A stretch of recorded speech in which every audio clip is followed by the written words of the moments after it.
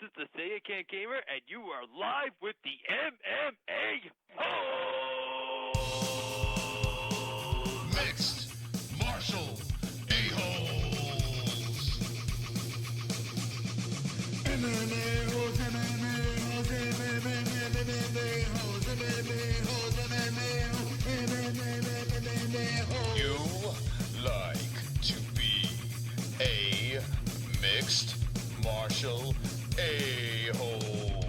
MMA-Holes, MMA-Holes, MMA-Holes, MMA-Holes, MMA-Holes. Boom, boom, boom, boom. No way. Oh! From the Queen Studios of New York, Romero versus Whittaker 2 is set for UFC 225. Bisping versus Rockhold 3. Pro fighter Justin Sumter will be live, riding a 6-fight win streak with the MMA. Oh,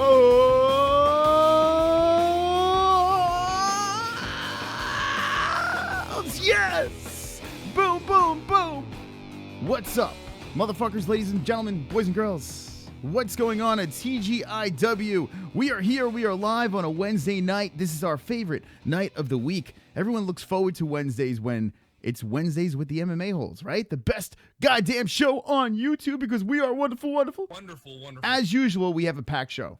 Shocker. We have a packed fucking show. And a friend of the show, Justin the Forge Sumter, is coming back. 6-fight win streak, pro fighter. It doesn't get any better than that. We have a lot of topics to talk about. We have the Michael Bisping versus the Luke Rockhold thing. They're going back and forth. And is it going to happen? Is it not going to happen? And just got freaking official for UFC 225, Whittaker versus Romero. Well, that's happening. It's official. Chicago, Chi-Town. Romero versus Whittaker is going down the second time. And whether people like it, whether they don't like it, doesn't matter. I mean, hey, it went the distance the first time. Let's see if we can get another barn burner the second time. Who knows? We'll see what happens. Romero, Whittaker, we're going to talk about all that fun stuff. We have topics. We got the phone lines that are going to open. We have a chat room over here that we read and give a shit about. We have a lot of guests coming on next week that we'll talk about as well. Some high-level MMA athletes coming on, UFC fighters, maybe soon to be UFC fighters. A lot of stuff to talk about on this wild world of the MMA-Holes. And look at our chat room over here. We got Bobby Bush, Dixie Normus, Drunk Savage, JLW, Almond is here as well. Steve Johnson, NH, Law of Attraction. What up, Billy? Steve Johnson, I said that, the A-side, Dixie Normus, Kelly Rowland, and on, and on, and on, and on, and on. Keep liking this video. It's time for 10 more likes. Like the shit out of this video. Justin of Fort Sumter's coming on at 10 p.m. I've got 10 more likes. I've got 10 more likes. I've got 10 more likes. Fuck you, dislikes. I've got 10 more likes. I've got 10 more likes. I've got 10 more likes. I hope the dislikes die of AIDS. Hey, look, the Irish Hammer is in the chat. What's up, the Irish Hammer? What's going on? Your Kurt Angle of the podcast, says the Irish Hammer. Go subscribe to the Irish Hammer. Good friend of the MMA-Holes is over there. Big props to the Irish Hammer. I also saw T-Man here. We got all the legends inside this chat room, and it's good to see all of our friends over there. Make sure you check out the Irish Hammer. It's a good story over there. T-Man's a good story as well. Good friends of the show. And Jessie Bellhill, our moderator, will be jumping in the chat as well. Make sure you check her out because she'll be doing the after show, and that is wonderful, wonderful as well. Boom, right over here. Trilogy or nah? Luke Rockhold versus Michael Bisping. Well, I don't know. I'm not sure if this is going to happen because Luke Rockhold says he wants it to happen, but he wants it to happen at 205. He's not down at 185 anymore. He wants to take Michael Bisping out. He wants to get the rubber match. He says he's going to smash him, and a lot of stuff is going to go on with that. I don't know. Not sure if that's going to happen. Justin Sumter, just check out his picture over there, is flexing for the MMA-Holes. A friend of the MMA-Holes. He'll be live at 10 p.m. Eastern time, so within 52 minutes, Justin Sumter will be here. Check this out over here. And here we go. Now, this is credited to MMA Uncensored with a couple of underscores over here. Check them out on Instagram over there. Swole people. And here we go. Against the cage. Here's some tweets by Luke Rockhold and Michael Bisping going back and forth. We're trying to crack the case. Will this happen? Will this fight not happen? We're not sure. Do you want it? Do you not want it? We're going to discuss that right now. Luke Rockhold tweets out, sign the contract. Michael Bisping comes back and says, I haven't been presented one. Believe it or not, the world doesn't revolve around your egotistical needs. Conceive, hashtag, believe, achieve.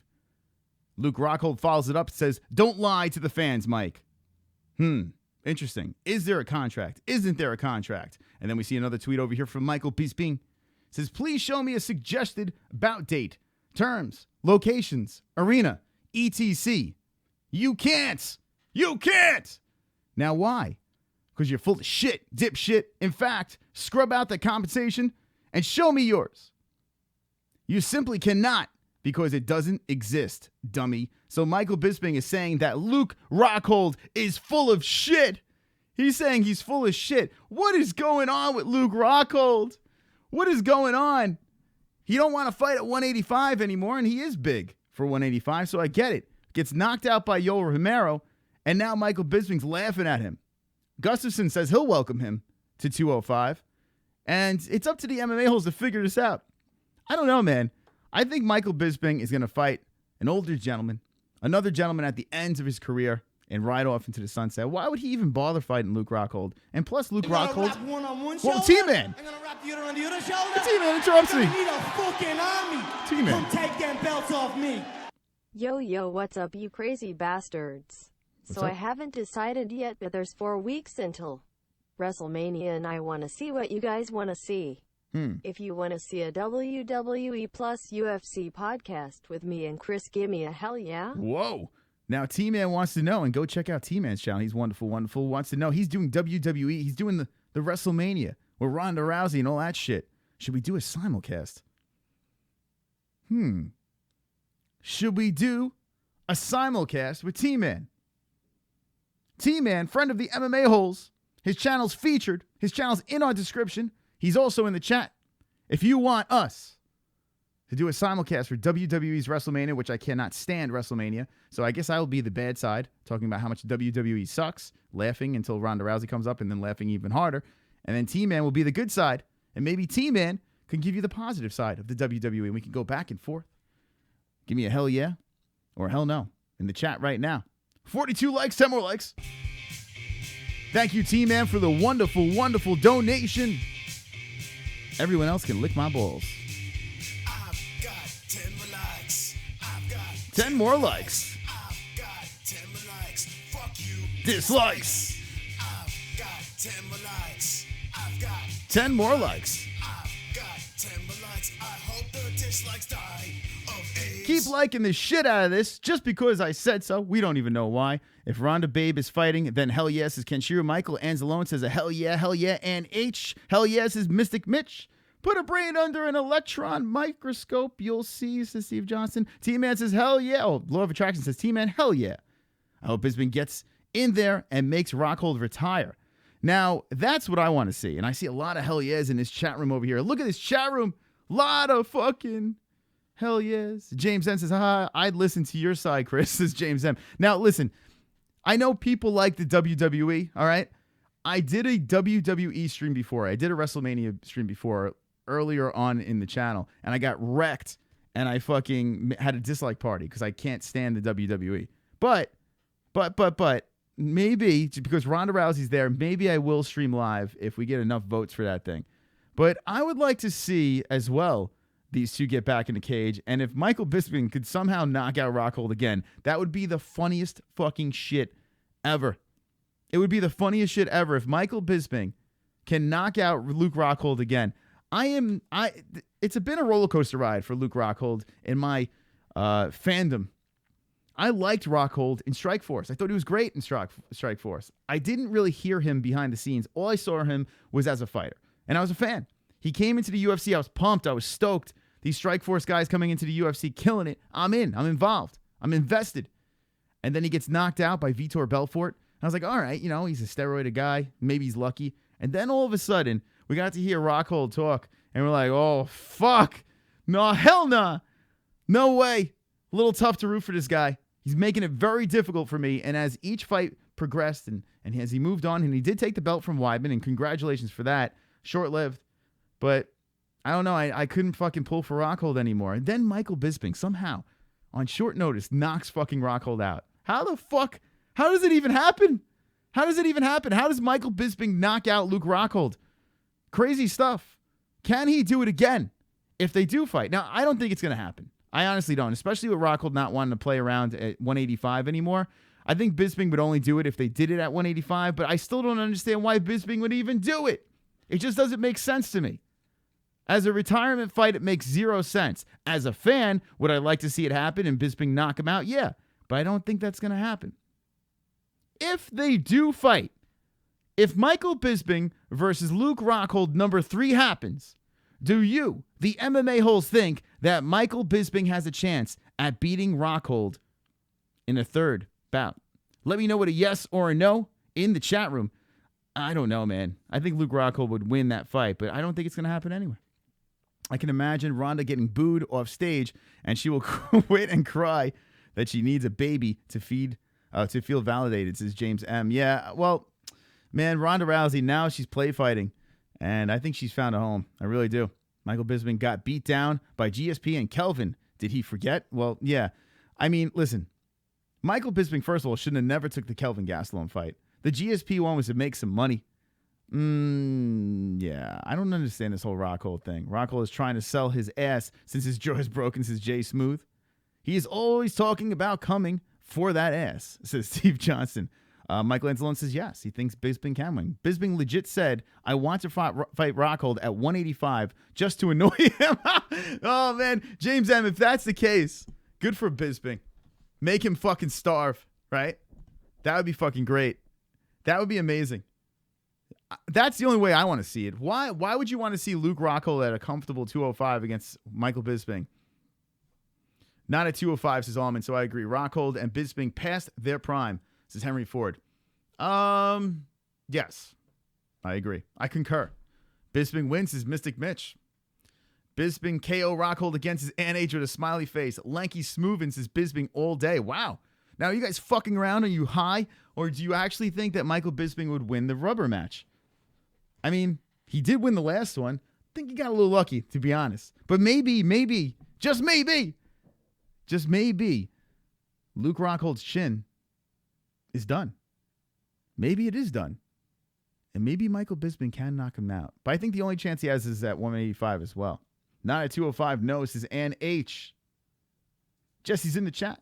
What's up? Gonna wrap one on one shoulder. Whoa, T-Man firing away. The other shoulder, and you're gonna need a fucking army to come T-Man take firing their away. belts off me. A lot of hell yeahs, I guess it's official. Now I don't care if anyone likes WWE, everyone has opinions. It's true. But remember, the stream will involve UFC as well. Now I have to find out, when the hell is WrestleMania? All right, thank you, T-Man, man. You're making it rain over here. Thank you, T-Man.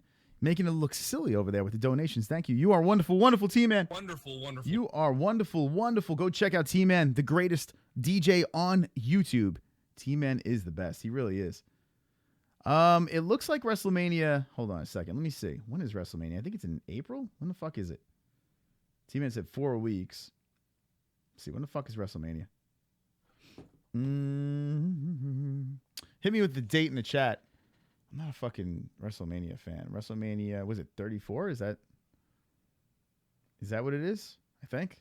WrestleMania 34. Why Biker, Undertaker, and John Cena will meet. All right, so WrestleMania 34 date. I think that is WrestleMania 34. All right, so it's April 8th. Let's see if there's a UFC event on April 8th. I wonder if they would do that. Let's see. April 8th. Oh, it's a Sunday. It's a Sunday night. So no. So UFC 223. Wow. Damn, man.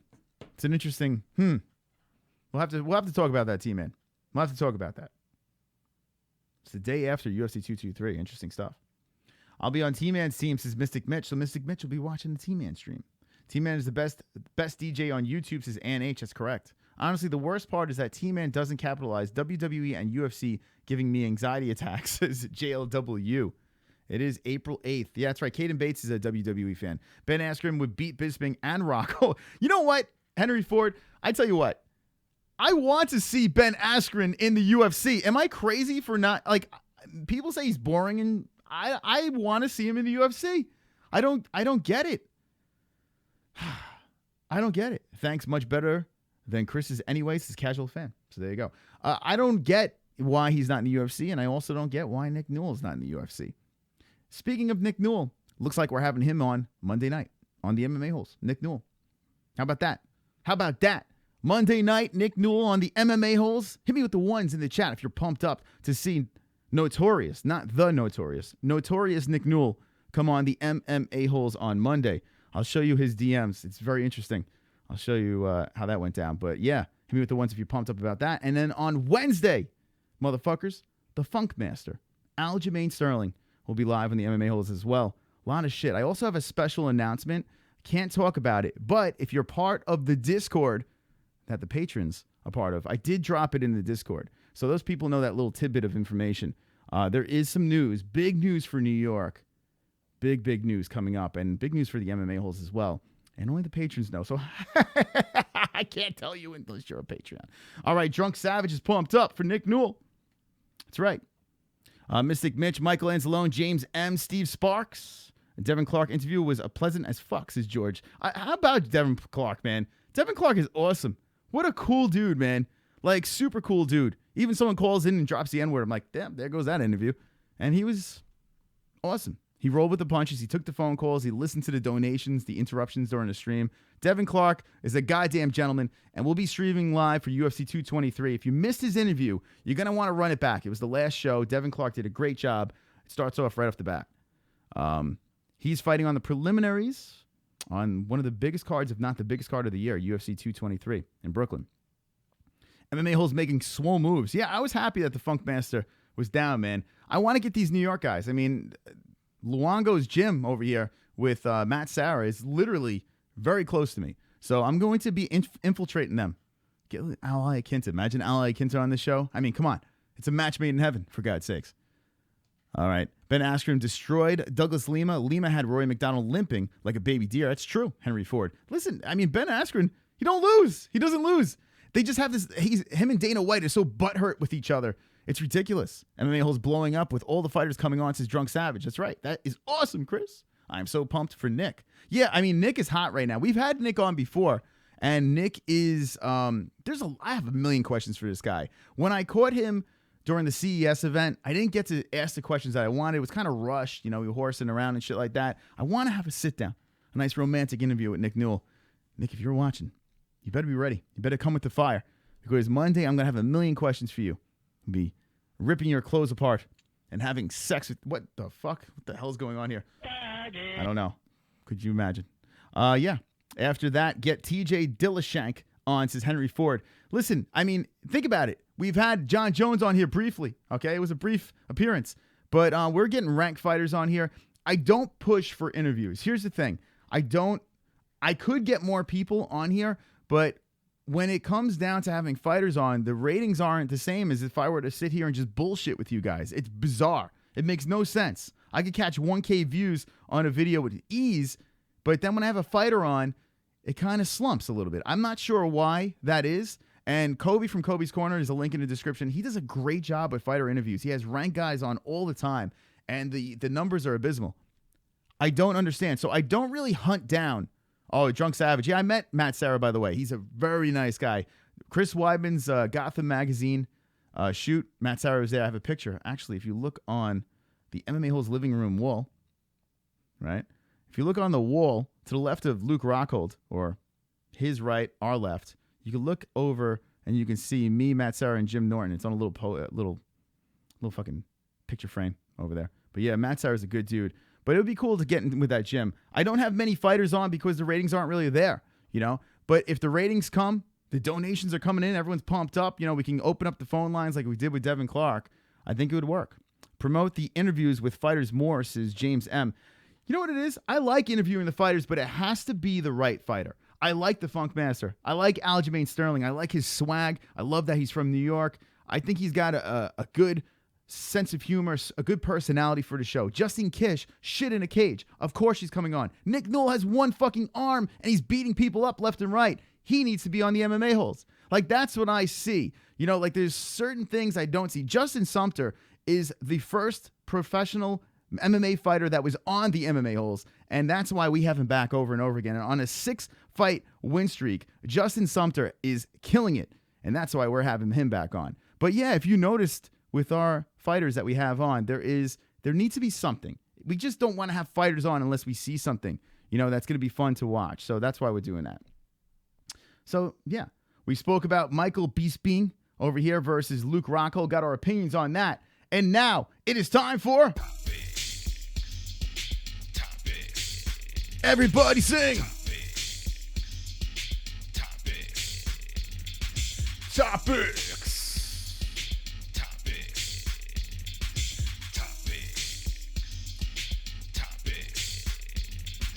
If you're new to the show, welcome. And let's get this topics graphing off. Go away. Thank you. Thank you. Okay. Wonderful. If you're new to the show, we are on a quest for 8,100 subscribers, and we will be live streaming during UFC London. WERDUM versus VOLKOV. We'll be discussing that fight card as well tonight. A lot to cram in. In a little over a half an hour, we're going to have Justin the Fort Sumter on, and we'll get that party going. But let's start off topics with this. Here we go. Demetrius Mighty Mouse Johnson says he's still interested in TJ Dillashaw super fight, but not the UFC bantamweight belts. Bam, bam, bam.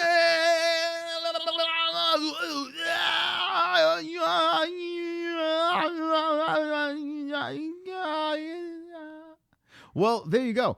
Now, all right. He's not interested. So let's talk about Demetrius Johnson versus TJ Dillashaw. Let's talk about Demetrius Mighty Mouse Johnson versus TJ Dillashaw. This man over here, Mighty Mouse, he said on the MMA Hour he's interested, but not for a belt. Most of the talk about proposed super fight between UFC bantamweight champ TJ Dillashaw and flyweight title holder bantamweight champion TJ Dillashaw and flyweight title holder TJ Dillashaw. What? Is that wrong? Wait, hold on. Super fight between UFC bantamweight champ TJ Dillashaw and flyweight title holder TJ Dillashaw. What the fuck? Don't they mean Demetrius Johnson has centered on that idea that TJ Dillashaw would go down to 125. Yeah, this is a typo. Good job, MMA fighting. That goes against the grain of most super fights in which the small competitor tends to step up in weight classes, such as the case with BJ. But Johnson, for his part, has a simple explanation for why Dillashaw would come down to his turf. Oh, wow. So look at that. So here we go. So he wants him to go down. He wants TJ to go down. Now, what I said before was I think that Mighty Mouse should go up in weight. That would make sense because if Mighty Mouse catches an L, MMA-Holes. What's up, man? We got a new friend, Riz Zombie. What's going on, man? If Mighty Mouse catches an L, well, then his record isn't really tarnished, right? Because he could still go back to the midgets and do his thing over there at 125. But in this story over here, it's different. Let's see what he says. Explanation of why Dillashaw would come down to his turf. I'm going to be frank and honest. Johnson said on Monday's edition of the MMA Hour, if I went up there and beat TJ Dillashaw at 135 pounds, I have no interest whatsoever in staying at 135. People are like, why not? And I'm like, I have no interest in fighting guys who walk around at 160 pounds. So he's being realistic over there. Johnson, who had a successful run 135 pounds before UFC, and he caught an L to Dominic Cruz at 135. Okay. That's going to put more wear and tear on your body, Johnson said. You can do X, Y, and Z. I'm not looking at my longevity of my career. I want to fight another 5 to 6 years, whether I win or lose. I'm going to do that fighting guys my size. So that's interesting. That's pretty interesting by Demetrius Johnson. Now, Demetrius Johnson catches some heat, right? And this is according to MMAfighting.com, SB Nation. And he was on the MMA Hour with Ariel Helwani. So, interesting stuff over here. A lot of people are saying, hey, Mighty Mouse should do this and Mighty Mouse should do that. I feel that Mighty Mouse should stay at 125 where he belongs, so I agree with that. I'm curious as to why he doesn't go up to 135, grab the belt, vacate it, come back, or even if he loses at 135, doesn't really tarnish his record. If he has guys from 135 coming down to 125 to fight him, I don't know. It's a little bit more risky because now your streak, everything is risked. I don't know. But maybe he just wants to get paid 5 to 6 more years for Demetrius Johnson. Wow, that's a long time. My man is, could you imagine this man fighting for 5 to 6 more years at 125 and just banging out fucking defense after defense. No one will ever catch his record. He went right past Anderson Silva. The guy's clean at 125. He's like the Wayne Gretzky of fucking UFC. He really is. So that's fascinating. If Mighty Mouse can pump out 5 or 6 more years at 125, what a crazy run. Interesting stuff. Let's see what the chat room thinks as we have 52 likes. 10 more likes. Yeah, motherfuckers, it's Wednesday night. And H doesn't blame DJ. Let's make Bruce dance. 10 more likes. I've got 10 more likes. I've got 10 more likes. Fuck you. Dislikes. I've got 10 more likes. I've got 10 more likes. I've got 10 more likes. I hope the dislikes die of AIDS. There we go. There we go. Thank you for the likes. Appreciate it. You all are wonderful, wonderful. Wonderful. We take your opinions right now. DJ is fighting bums, says Mac V. Now, here's the thing, Mac V. Okay? Here's the thing. A lot of people are like, DJ, he's got to leave 125. He's fighting bums. He's got to go up to 135. But everyone criticizes Conor McGregor for not defending the belt. Now you have the other end of the spectrum. You have DJ, Demetrius Johnson, and he does defend the belt. And then people are complaining about DJ defending the belt. I don't get it.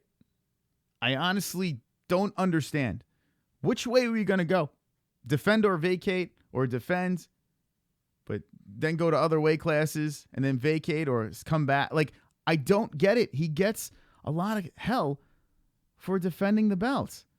It's so fucking weird. Now you say, all right, 125, no one gives a shit about those little guys fighting, but it's still a weight class. It's bizarre.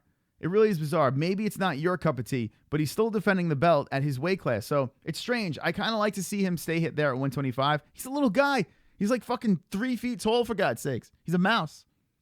So I don't know. Let's see what more comments we got over here. Green eyes are actually the most reserved genetic codes passed on. I also have them. It's something about 3% of the North American population. What, T-Man? T-Man's showing you how it's done. Holy shit. Cut it out, For the T-Man. rest of my money, I have a tip for anyone trying to get a guest like myself. Shout out to Kobe for this, but one big tip is if you tweet a fighter or wrestler Twitter. Might not work. If you can email any fighter from a website, that is your best bet. And it's funny you say that, T-Man. Thank you. And stop fucking donating, you motherfucker. I appreciate it, T-Man. You're wonderful, wonderful. He's right. Aljamain Sterling, I reached out on Instagram, and then I had to go through his website to talk to his manager. T-Man's 100% right. Go to the website. Holy shit, Tommy motherfucking Bones! What's crackin' holes doggies? It's time number 212,718. Call me Hans. There you go. Hey, Tommy Bones, fun fact. And speaking of green eyes, yeah, when I wear a green shirt, here's weird. So here's what's weird. I wear a green shirt and I have green eyes. I wear a blue shirt and I have blue eyes. I'm a fucking weirdo. I don't know why that's the case, but that is the case. And he gave a fact on green eyes, so that's why I brought that up. Tommy Bones, thank you so much for the donation. If you guys want to hit the donation, you know where it is, the little super chat, or in the description, you can play them damn songs. You can play those damn songs. Tommy Bones, will we see you at UFC 223? We better see you. Brooklyn, we're doing a meetup over there at the weigh-ins April 6th.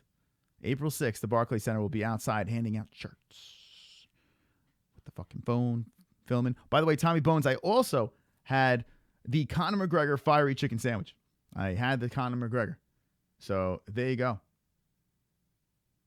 There you go. T-Man donating pisses me the fuck off too, Chris, says George. So George, why don't you donate then? And then T-Man could stop donating. What's it called? So, yeah, the fiery chicken sandwich. It's my review for the Conor McGregor fiery chicken sandwich from Burger King it's fucking good. It's really good. I'm surprised. It actually tastes like real chicken. It's hot. It's spicy. I got it without the fucking sour cream or the mayo on it because I don't do fucking white sauce because I'm not a... But the sandwich itself is pretty good. What color are your eyes in the chat? Now, that's right, guys. I'm repping the MMA-Holes St. Paddy's Day t-shirt because happy St. Patrick's Day, right? So the Irish, well, everyone's Irish on St. Paddy's Day. So everyone, all the MMA-Holes are Irish on St. Paddy's Day. I'm only half Irish. So the half Irish in me is representing. And Saturday. Eat Drink MMA. Link in the description if you guys want. Chris Munch on Conor's breaking news says, yeah, I did. Hey, bro, there's some ketchup on your face. It's my beard. If he defends the belt, hold on. If he defends the belt against TJ, it goes from 100,000 buys to 115,000 buys. So Staley 2 wants to see it happen. TJ, a DJ. It's going to be a big fight if they do it. I can't argue that. Tommy Bones. Tell everyone 212 to 718. Now, what are these numbers? 212 to 718. Oh, 212 to 718. Is that what you're saying? New York? I don't know. Area codes? Is that what we're doing? 212 718. I'm 718, by the way. The line to the show is 516. But, yeah. All right. Thank you, Tommy Bones. 57 likes. JBHU Rules says Boneyard. Go subscribe. St. Patty's Day is not St. Patty's Day. St. Patrick's Day is not St. Patty's Day. So Henry Ford, he takes offense to you saying St. Patty's Day. You can't say that. It's St. Patrick's Day. How dare you? I'm back. I had to take a mad shit, says Lanky Smooth, and welcome back. I hope this shit was wonderful. Wonderful. All right, we lost track of what's going on. That's right. 212 is Manhattan. That's right. Represent 212 in the house. All righty. Let's see what else we have in topics. All right, here we go. Ronda Rousey. We spoke about her before. UFC news. Ronda Rousey says to MMA is likely. Wait, why is this thing so? Hold on. Let me shrink this up. There we go. Why are we zoomed in? Stop talking, you. Stop it. UFC news. Ronda Rousey says return to MMA is likely as going back to judo. That was on the Ellen show. She said this. That her chances of going back to the UFC is like if she were to go back to judo in the Olympics. Yeah, I think we all know that, Ronda Rousey. I think we all know that. You're not coming back to the UFC, and honestly, you can stay away because you don't really have good... Head movement! Head movement! Head movement! Head movement! Head movement! Yeah. Head movement! You don't really have good head movement. So stay at the WWE. I'm fine with that, Ronda Rousey. You did what you had to do. You broke down the barrier of women's MMA, and now women can fight thanks to you. And have fun with WWE and act horrifically. Khabib on UFC 223. I'm going to beat Ferguson and make it look easy. Khabib, very, very, very, very serious and confident about taking out Tony Ferguson, El Kakui, the number one. Well, actually, the interim champ. Well, actually, the champ. Because they're saying the belt is stripped as soon as the first punch is thrown. Khabib versus Tony. We're going to constantly talk about this shit. It is right around the corner. The biggest card of the year, UFC 223. Who do you have in the chat? Who the fuck do you have in the chat? Let me know right now. I'm still going Kakui. I know it's tough, man. It's tough to pick Kakui when you have a guy that doesn't lose. And Habib, but I gotta still go Kakui on this one. Red Eye Jedi. Is Ellen Rousey a fucking therapist? Says JLW. She's been on twice, both after huge news. I think she's been on like 4 or 5 times. She's always on, Ellen. Maybe they're carpet munching on each other. Who knows? Poor Edmund is fooked without Ronda, says Drunk Savage. So many people underestimating Ferguson, says Cameron Ryder. It's crazy. You know, people see this, right? People just see, like, they look at the statisticals. Now, this fight is this weekend. It's a 5 p.m. Eastern time card. Love a card like this because we have our overseas people and underseas people can watch our fight buddies. It is going to be a 4-fight main event. We're going to zip through this shit. It's going to be wonderful, wonderful. We'll be doing a fight buddies this weekend. VOLKOV versus VERDUM. But if you look at Khabib versus Tony Ferguson, it's very simple, right? People get enamored by this. 25-0-0. That's what they see. They see a man in Khabib who doesn't lose. A man who ran straight through Edson Barboza, made it look easy. Michael Johnson as well ran straight through him. He's just, I don't know. The weight cut is a problem for him, and I think he will make weight for this. I think he has no choice. But, I mean, this is what they see. They just see red, right? You just see red. It started in 2012, and it's going to end up over here, UFC 223, April 7th, 2018. And that's what people see. I'm sorry. Kakui, man, he is good. He is really good, and I think he has all the tools it's going to take. Off the back, on the feet. I think there's so many ways that Kukui can do some serious damage to Khabib. Now, look at his stats. It's not far off, man. Not far off. We got a 1, 2, 3, 4, 5, 6, 7, 8, 9, and 10 in a row with the belt. 10 in a row. So let's look at Khabib in the UFC. That's 10 fights. Khabib's 25-0-0, but they're not all UFC fights. Let's see what Khabib's got going on over here. And we got 1, 2, 3, 4, 5, 6, 7, 8, 9. Okay? So now let's look at that. Okay? We're virtually identical. Virtually identical. But if you think about it, Tony Ferguson's got a longer streak, right? Yes, he's got blemishes, but he's been in the UFC longer. I mean, not year-wise, but fight-wise. It's tough. Look at the reach. 76-inch reach versus 70-inch reach over here. It's a tough one, man. A tough fight here. A fantastic fight to watch. But let's see. Let's see what happens. It can go either way. If you're picking Khabib, I'm not going to light you on fire. I mean, the guy doesn't lose. You know, it's tough to say, what are you, crazy? How could you pick Khabib in this fight? It's close, but I have to go with Kukui. Have to. I'd rather see Khabib win, but I have to go with Kukui on this one. Look at Ferguson's fist. One of the biggest in the entire UFC heavyweight included, says Steve Johnson. Ferguson has a crazy Darce and rubber guard. His coach even caused Marcelo Garcia problems with his system, says Kamen Rider. Does not matter. Ferguson improved since the Castillo fight, says Jake Troy. That was before my time. I was in Mexico, says Jose. Khabib got T-Rex arms. Yeah, 70. Wow. You know what? That is kind of weird. He's got 70-inch. Wow, 70-inch reach. He does have T-Rex arms. McGregor's at what? 74-inch. Tony's got 76. Khabib with the 70. Who's got a bigger reach, Artem or Khabib? Let's see. Let's see. Artem the GOAT. Artem Lobov. How long are his arms? Does Khabib have... All right, here we go. In the chat, does Khabib have longer arms than Artem Lobov? Let me know. Nope. The answer is no. Whoops. What the fuck? Ay. Artem Lobov rocking a 65-inch arm. Oh, God. He wins. Artem wins. That debate over there. So Khabib at least has 5 inches on Artem Lobov. Wow, 65 inches. God damn. I got a 74-inch reach at 5'11", says Jake Troy. No homo. Artem got T-Rex arms. Artem has 65-inch reach. Yeah, it's crazy, right? Choo-choo, motherfucker. Artem is much smaller at 5'9". What is Khabib fucking...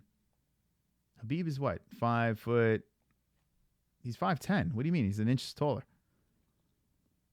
You just got an inch. I stood next to Artem. Yeah, Artem, he says 5'9". I think he's shorter because I'm 5'9", and I looked a little bit bigger than him.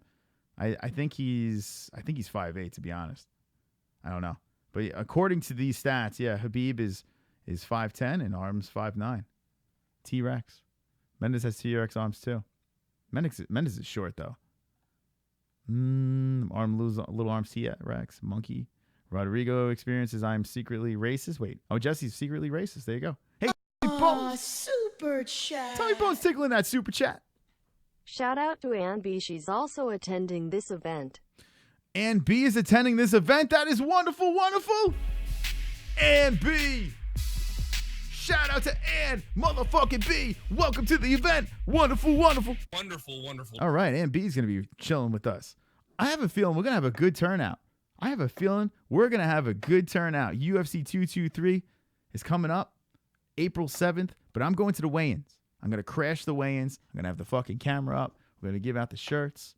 So let me know. Let me know in the chat if you're going to be there. JBH is going to be there. Evil Eddie, we spoke to from from Pure Evil MMA. He says he's going to be doing a podcast from there as well. There's going to be a lot of shit going on outside of the venue. And then let's get fucking white boy wasted. Let's fucking drink up, motherfuckers. Or smoke up, whatever you guys want to do. If you're on the East Coast or close to the East Coast, Let's go for it. Let's have a little bit of a party. Kenshiro Ryu. All right, UFC champion who will train Floyd Mayweather for life in the cage says he has a chance against Conor McGregor, and here's why. And that is Tyron Woodley is going to be training Floyd Mayweather in MMA. Like, what is going on? Why? Like, Woodley will teach Mayweather. Like, why? What is going on? And Joe Rogan keeps on talking about Mayweather versus CM Punk, and I just don't want, I wouldn't mind seeing Mayweather get the shit kicked out of him by Conor McGregor, you know? I wouldn't mind seeing that. But other than that, that's all I want to see, you know? That's all I want to see. Tommy Bones is messing around. Poor Ann. Ann got a little excited. Yeah, that's all I want to see. But that's what he's saying over there. I'm just going to move past that topic. I kind of don't give a fuck about that. I don't buy that. I'm not buying this. Why would Mayweather want to even fight in MMA? He's done it all in boxing. Like, what the fuck is he doing? Here's some sad news. Bicep injury forces Paulo Costa out of UFC Atlantic City fight versus Uriah Hall. Another event that we're talking about going to. Here is Costa, and you think this guy works out? Jesus Christ. The guy's a fucking Adonis. Fighting Uriah Hall, who is one of my secret favorites over here. But yeah, he is out of UFC AC. The fight with Kevin Lee and Barboza. And that kind of sucks. Uriah Hall can't catch a break, man. Uriah Hall can't catch a break. Either he's having problems with weight cuts or people pulling out. Dude can't get a fight. So I don't know if there's going to be a substitution. Looks like too short of notice for that. And here we go, ladies and gentlemen, boys and girls. Your favorite, Portal, Touch Butt, Mr. Touch Butt. Well, he's training for his MMA debut, according to MMA News over here. That's right, Portal. You guys remember this dude, Mr. Touch Butt. Oh, for fuck's sake. You got Dylan Dennis that's looking to come into Bellator. He got signed with Bellator. He hasn't really fought in Bellator, but he's there. And now you got this guy, Portal. Jesus Christ. The guy that helps Conor McGregor with all that weird fucking movement. He's like, I'm Portal. We're on the beach, and now we're making all these weird moves. Do you guys want to see Portal in the UFC or in Bellator? Hit me with the yes or no. Portal. Fucking Portal. What's up, 65 watching the MMA-Holes? Stay tuned because Justin the Fort Sumter's right around the corner. We're going to have a good friend of the show come back on talking about his 6-fight win streak. 6-fight win streak. Where is that last like over there? It's 59 likes. Don't make me cry. Give me that 60 likes and let's make Bruce Buffer dance. Portal potty. Got it. I got you, Brian. Man Bun says Law of Attraction. Conor looks cute in that pic. No homo. There you go. Conor trains with the best, says Staley202. Head movement, says HK. Head movement. That's right. Let's see. Logan Storley would destroy Dilly Danny. Yeah, I don't know. Dilly Danny, I'm not down with. I don't know. I don't think he's really that good. I saw him in that grappling thing. I don't think he's that good. Only if they call him Touch Butt. Imagine Portal Touch Butt. Portal Ito Portal Ito Touch Butt Portal. Oh, the fake Darth Bane's in the house. Welcome, fake Darth Bane. Long story called out. The BJJ dork wrestling stud would smash him. Says Henry Ford. Here you go. 60. Thank you for the 60 likes. You guys make me cry, Tim Alex. Holy shit. TGIW, motherfuckers. You did it. You got me past 60. So now it's time to make this man dance. Nick Newell versus Portal. Fuck you. Dislikes. I've got. I hope the dislikes die of AIDS. Yes. Thank you. Wonderful. Nick Newell versus Portal, says Staley02. Would you like to see that? Nick Newell. Then they're saying Nick Newell versus CM Punk. I have a weird feeling with the new ownership that they're going to give Nick Newell a shot. That's what I'm going to think. But I think they're going to give Nick Newell a shot. I really do. My thing is, I'm not sure. We've seen him fight Justin Gaethje. It wasn't a pretty fight over there. And Nick Newell coming on Monday. We'll talk about it. But I'm curious, fighting a ranked guy might not be the best thing for him to do when he comes in, but fighting a non-ranked guy, Super chat. I can see it happening. Super chats for holes, all drinks on tea at the arena. Whoa! All drinks on tea at the arena. Holy shit. Thank you, Tommy Bones. Wonderful, wonderful. Drink up, motherfuckers. Tommy Bones, what's your choice of poison? What do you like to drink? Everyone knows I like the scotch. What is your choice of poison? Tommy Bones, thank you for the super chat, showing you how it's done. If you like to support the show, you know how it's done. Just tickle that little $. Bellator 200 Newell versus Portal. This is Brian Roger. You want to see that? I mean, you got to think Newell will destroy Portal, right? Can you see every guy that has done GH if you look? This is Steve Johnson. Can you see done? What's GH? What are we talking about? Google Hangouts? They give Punk a shot. You got to give Nick one. This is Brian Roger. Nick Newell made a good point saying that if they allowed women... Super chat. Here we go. Tommy Bones jumping in. Join Patreon. Join Patreon. That's right. Speaking of Patreon, and yeah, if you would like to join, link in the description to our Patreon. Patreon, I dropped some news. I dropped some news that I can't really break. I'm not allowed to break it, but I threw it into the Patreon. I will break it soon. But if you are part of our Discord, our private Discord, if you're a patron, you can see the news over there. Some big shit going down. I'm dying to talk about it. Can't wait. It's a guest. It's us playing around with an organization, working hand in hand, promoting something that could be huge in New York. Real, real big. Oh, growth hormones. Thank you, Vladimir. I'm like, what the fuck? So what does he say over there? I lost it. All right. You can see every guy that has done growth hormones if you look. So Steve Johnson. Yeah, so aren't there marks and shit like that? Like you see those weird fucking marks on their body. You see the puffy nipples. There's all those things that show performance-enhancing drugs. I don't drink too much anymore either, says Tommy Bones. You know what? I like to drink on the scotch. I like to sip on that scotch like a slow gentleman. That's what I like to do. So on UFC 223, on our little meetup over there, I will be sipping on the nectar of scotch. GH is cancer-causing poison, says Boneyard Militia. TRT, says Duchronic. JBH has been sober for 2 days. It's her longest streak since 8th grade, says Jose. Jose. All right, let's look at another topic over here. We're trying to get through these topics really quick. I'm going to open up the phone lines, and then we're going to have Justin the Fort Sumter jump in. Remember, there is an after show. Jessie Bell Hill. Make sure you subscribe to Jessie in the chat. She's there right now. Go say hello. Go tickle that subscribe button. And she will be doing the after show. She does a wonderful, wonderful job. Chicago's UFC 225 has its main events. Robert Whittaker versus the Soldier of God, the guy who is on Joe Rogan's Experience. Now, okay, this may be a little controversial, right? Nothing against Joe Rogan. I think he does a great job on his podcast. In fact, I think Joe Rogan is a pioneer of a lot of these podcasts. Like I saw Joe Rogan killing it. I'm like, I want my own fucking show. And he does his style. I have my style, and everyone has their own little thing going on. A lot of people, whatever, you do what you want to do in living color. But is it me, or is it sometimes Joe Rogan just fucking put you to sleep? And I was watching the Yoel Romero interview, and I was interested. I was invested. I had Joey Diaz being a translator. Brilliant idea. But I literally lasted like 5 to 10 minutes. And then I was just like, I'm just staring at the wall. I don't know. Am I wrong? Am I crazy? A lot of people love Joe Rogan, JRE, and like I said, he's doing a great thing. He's got like 20,000 people watching at a time. It's insane. He's doing his shit over there. But am I the only one that finds it boring? I mean, am I crazy? I don't know. Maybe I'm nuts. Maybe my ADD, I can't pay attention.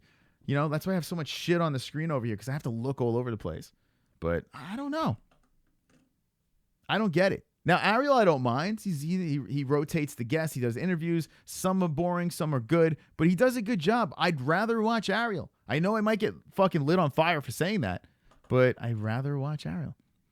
Well, you don't speak Spanish. I thought it was awesome, says Vladimir. So maybe if you could, Joey Diaz was doing a good job translating it. It just slowed the interview down so much if you didn't understand what the fuck he was saying. Super Tommy chat. Bones. I love tequila and scotch. Well, there you go.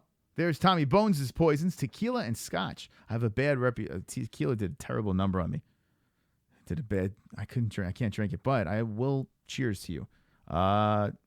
Olympia Low Life loves Rogan, so there you go. Puffy nipples. Yeah, that's a GH thing. I couldn't watch that Romero interview. So boring. Thank you, Allman Brothers. Seriously, guys, if there's one thing you can get from this channel, okay, and you may not agree, and it's fine. I don't want you to fucking agree. You know, you can disagree. I'm fine with that. Everyone's entitled to their fucking opinion.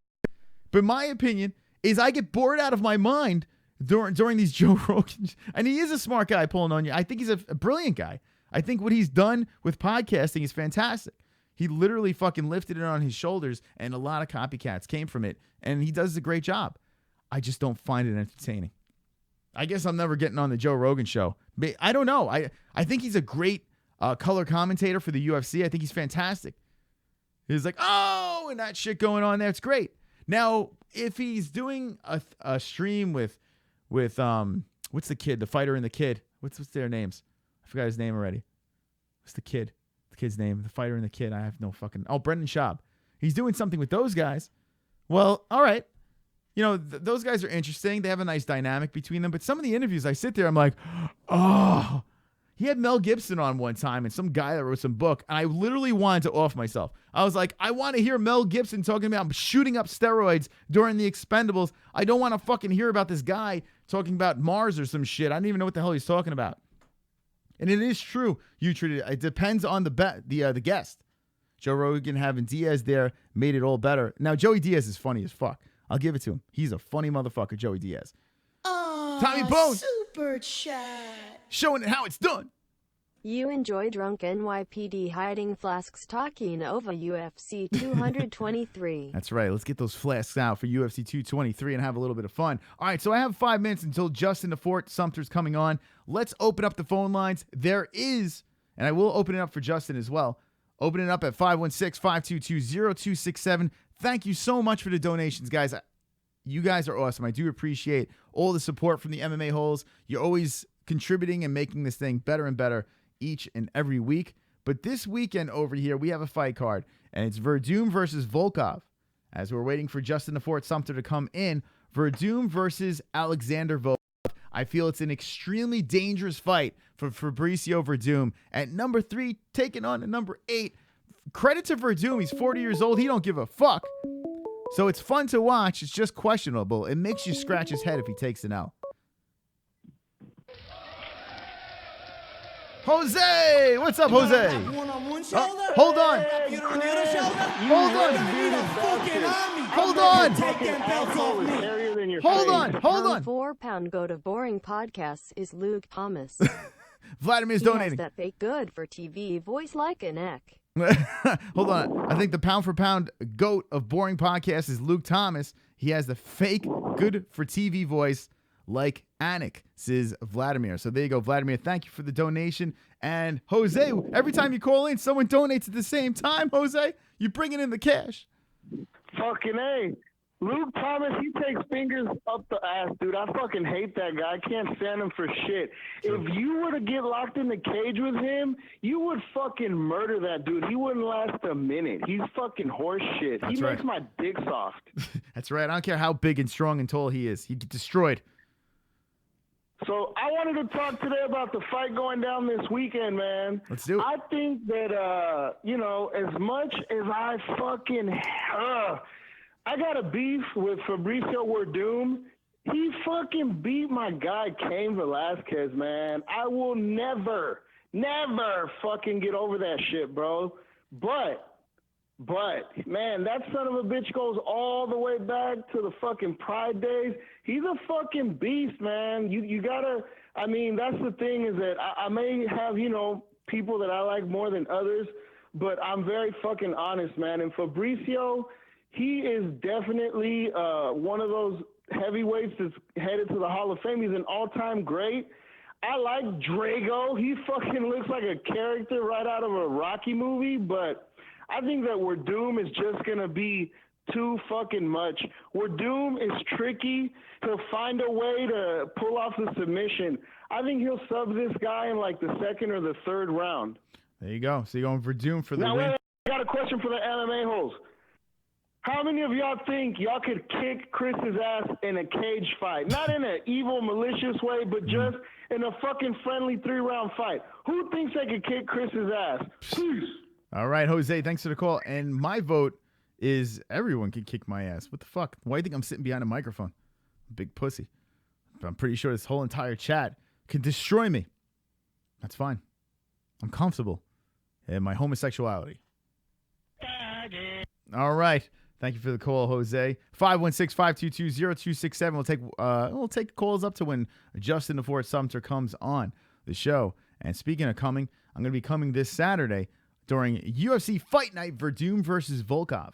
There you go. Jose gave his picks as WERDUM for the win. And remember, guys, we have a Pick'em League, a goddamn UFC Pick'em League called Goat Milk. Link in the description. Play along with the MMA-Holes. Play along with the goddamn MMA-Holes.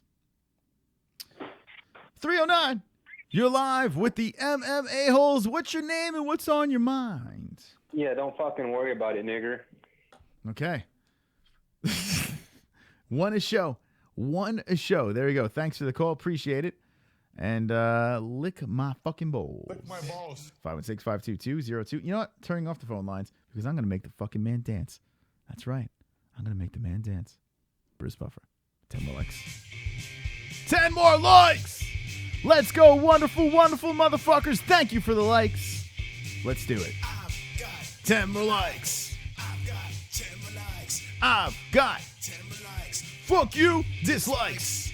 I've got 10 more likes. I've got 10 more likes. I've got 10 more likes. I hope the dislikes die of AIDS. Thank you for the likes. I do appreciate it. 72 likes. We are flowing with 70 people watching. Thank you, guys, for supporting the greatest show on YouTube, the MMA-Holes. If you're not subscribed, what are you waiting for?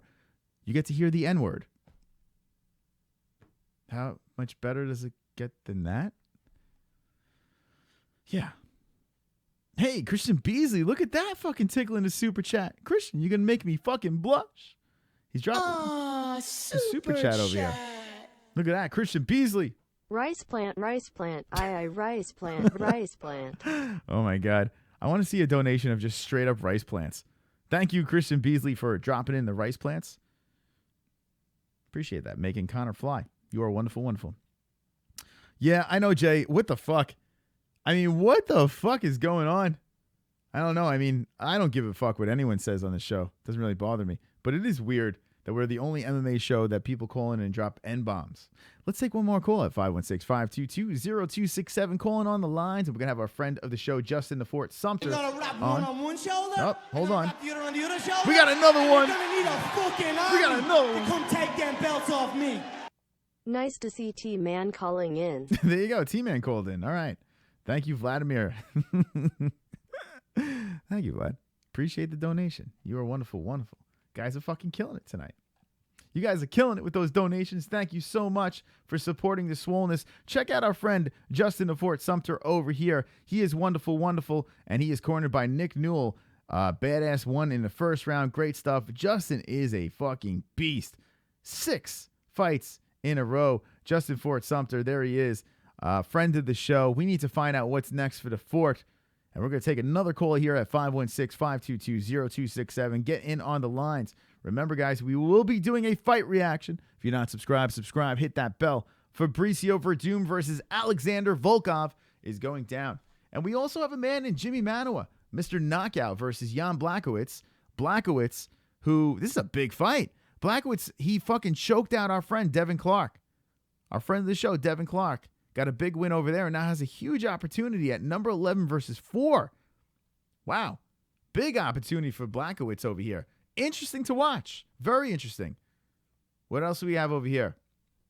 Dukasnoy versus Ware. All right. Fine. Edwards versus Savoda.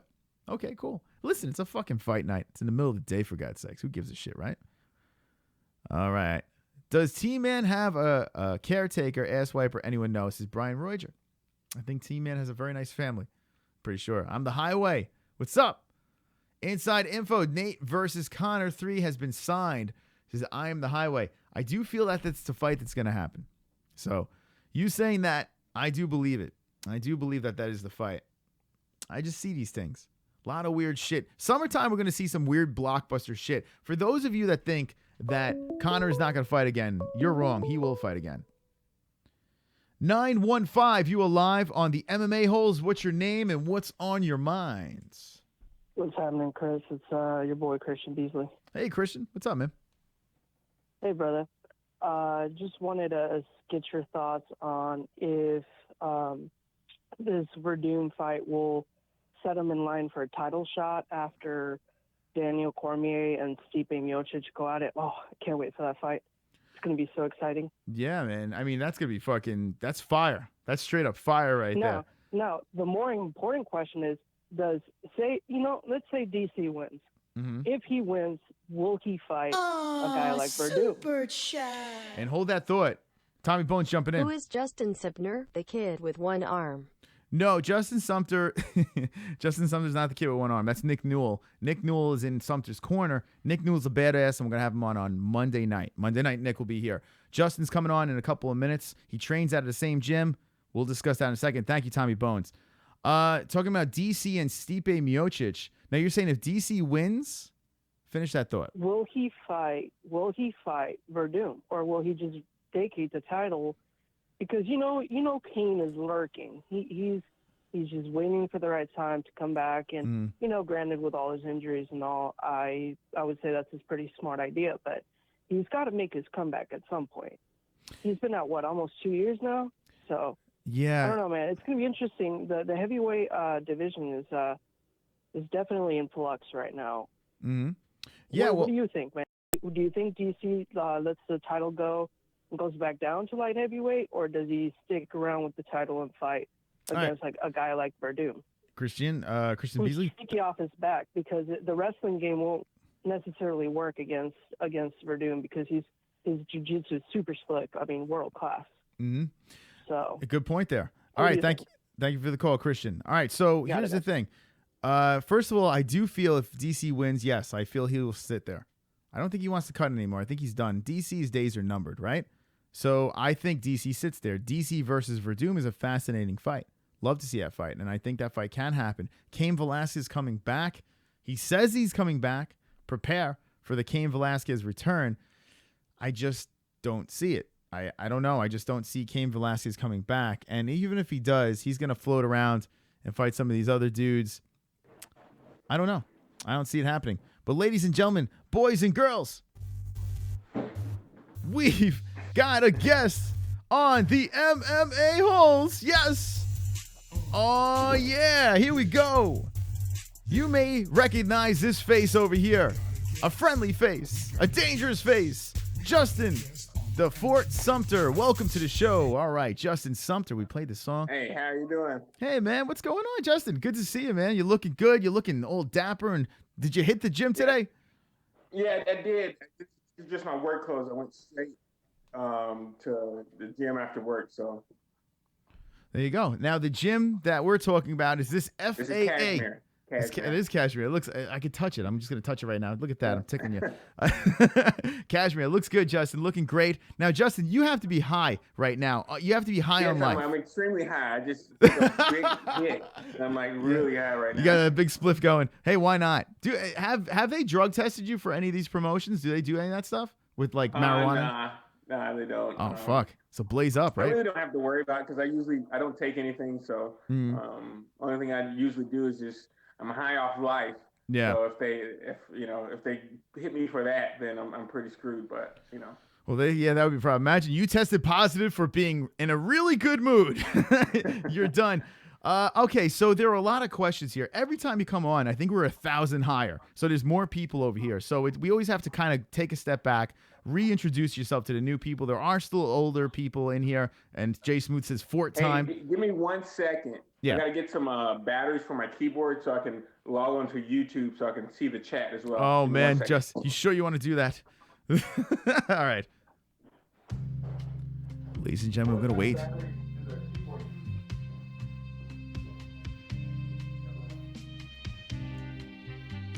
We're waiting for Justin Sumter to get batteries for his keyboard. Ba, ba, ba, ba, ba, ba, ba, ba, ba, ba. Yes. Live on the MMA Holes. We're waiting for the batteries to get in that keyboard. Ba, ba, ba, ba. All right. Wonderful, wonderful. I played some music to wait. All right, so here we go. Now, Justin Sumter, since your name is the Fort, Jesus Christ, what are you gonna kill somebody? Here's Johnny. Have you played Fortnite? No, I've seen people play it and it looks fun. Yes. I haven't been online playing games in a while since I train a lot and a lot of my free time I have a lot of stuff I have to do around the house. So it kind of I can't really do that much. Yeah. But I have a Xbox One X as well as the PlayStation. So you have the PlayStation 4? Yeah. Oh, we got to get you on one of these. I have a second channel where we do gaming streams. We have to get you on Fortnite. It is complete ridiculousness. I'm so bad. We need you on our team. Justin, what do you think? We're going to get you on Fortnite. You have no choice. How much does it cost? What's that? How much does it cost? It's free. It's free. It's a free game. Free download. Free game? Yeah, it's the best. Oh. All right, I'll hit you up after the show. Super We got a super chat over here. Let's see what we got. Put the batteries in wrong. All right, Tommy Bones comes What's in. cracking, Justin? I'm T-Bone. Pleasure meeting you. All right, so T-Bone says, what's cracking? Pleasure meeting you. Now, Tommy Bones is an awesome supporter of the show, a great guy, and he says it's a pleasure meeting you. Speaking of supporters, Justin, I have to link you up. We have a friend named Sean McKenzie. I don't know if he's in the chat. He had interest in possibly sponsoring or doing something behind the scenes with you. So remind me to reach out to Sean McKenzie. Maybe we could link you up. Oh, yeah, definitely. Okay, cool. All right, so let me give a little backstory. Justin the Fort Sumter is here from FAA. If you're not familiar with FAA, well, that's Nick Newell's Fighting Academy over here. Check him out, badass. And, I mean, everyone knows who Nick Newell is. The guy is all over the fucking news right now. He needs to be in the UFC, and Justin Sumter is the guy. He's the guy in this gym over here. He's the man with the 6-fight win streak. He is on goddamn fire. It's time to see the Fort in the UFC. What is going on here, Justin? Why is the UFC not calling you up and saying, get over here? Well, you know what I mean? It's a lot of, I think it has to do with a lot of the people that I'm fighting. So, like, you know, I want to fight the tough guys, but a lot of times the tough guys, they don't want to fight just because I'm a tough guy. You know what I mean? A lot of tough guys, they fight, you know, the not the lowest of the low, but, you know what I mean, lower record guys with not that much experience. And, you know what I mean, it's hard to find a fight. Like, literally, it's hard. Like, I'm literally begging right now to find a fight. I wanted to fight in April for CES, and I was like, oh, yeah, give me a fight. Mm-hmm. And they couldn't give me a fight. So Reality Fighting's in May, and I'm still begging them to get me a fight. So it's kind of hard. And I don't want to go back down south to fight. Just because, you know, I mean, I want to have to take off work extra days. And, you know, I got to travel. It kind of makes it kind of difficult on me when I have to travel kind of out of state or out of New England area. So, you know, I'm just trying to get a fight around here. So, one, I have a lot of fans. Like, if I fight Reality, that's Mohegan. I have tons of fans in Connecticut that want to see me fight, but they only see me fight one time, and that was for Bellator, and that's our loss. So, you know, like, they're eager to see me step back in the cage. So it's true. Every time we have you back on, and we're gonna pull up your stats, for some reason, Tapology, I just feel I don't understand this. Like, they're not giving you the respect that you deserve, and it's crazy right now because there are legitimate fighters out there, and it seems like they're just trying to baby these fighters and wean them into the UFC and Bellator. And why are they not doing this for you? It makes no sense because you go in there, you finish the job, and even if you don't finish the job, it's a unanimous decision. You make it look easy in that cage. We have a donation real quick. Super chat. Hold on one second. Vodka is here. Nicker on the wall, the blackest of them all. Okay, there we go. That was a nice thank you. V's back with our interesting donation. Okay, thank you, V. I don't know what the hell that was. Thank you. V is back. It's great. So, what were we talking about? I just got completely sidetracked. Justin Sumter has a record, and we're looking through your stats over here. All right, 4 fights in a row, and then before that, 4 canceled bouts over here, and then 2 fights before that, a win. Your only loss as a pro was in Bellator, correct? That was your a Bellator debut. It was like a fight they threw together for you. I mean, it's your first pro fight, and it happened. Then after that, you rattled off 6 fucking wins in a row, and out of those 6 wins, 4 of them, if I'm not mistaken, were finishes, correct? Yeah, first round finishes. First round finishes. So whether you're fighting scrubs or not scrubs, it doesn't fucking matter. You're mutilating people, you know?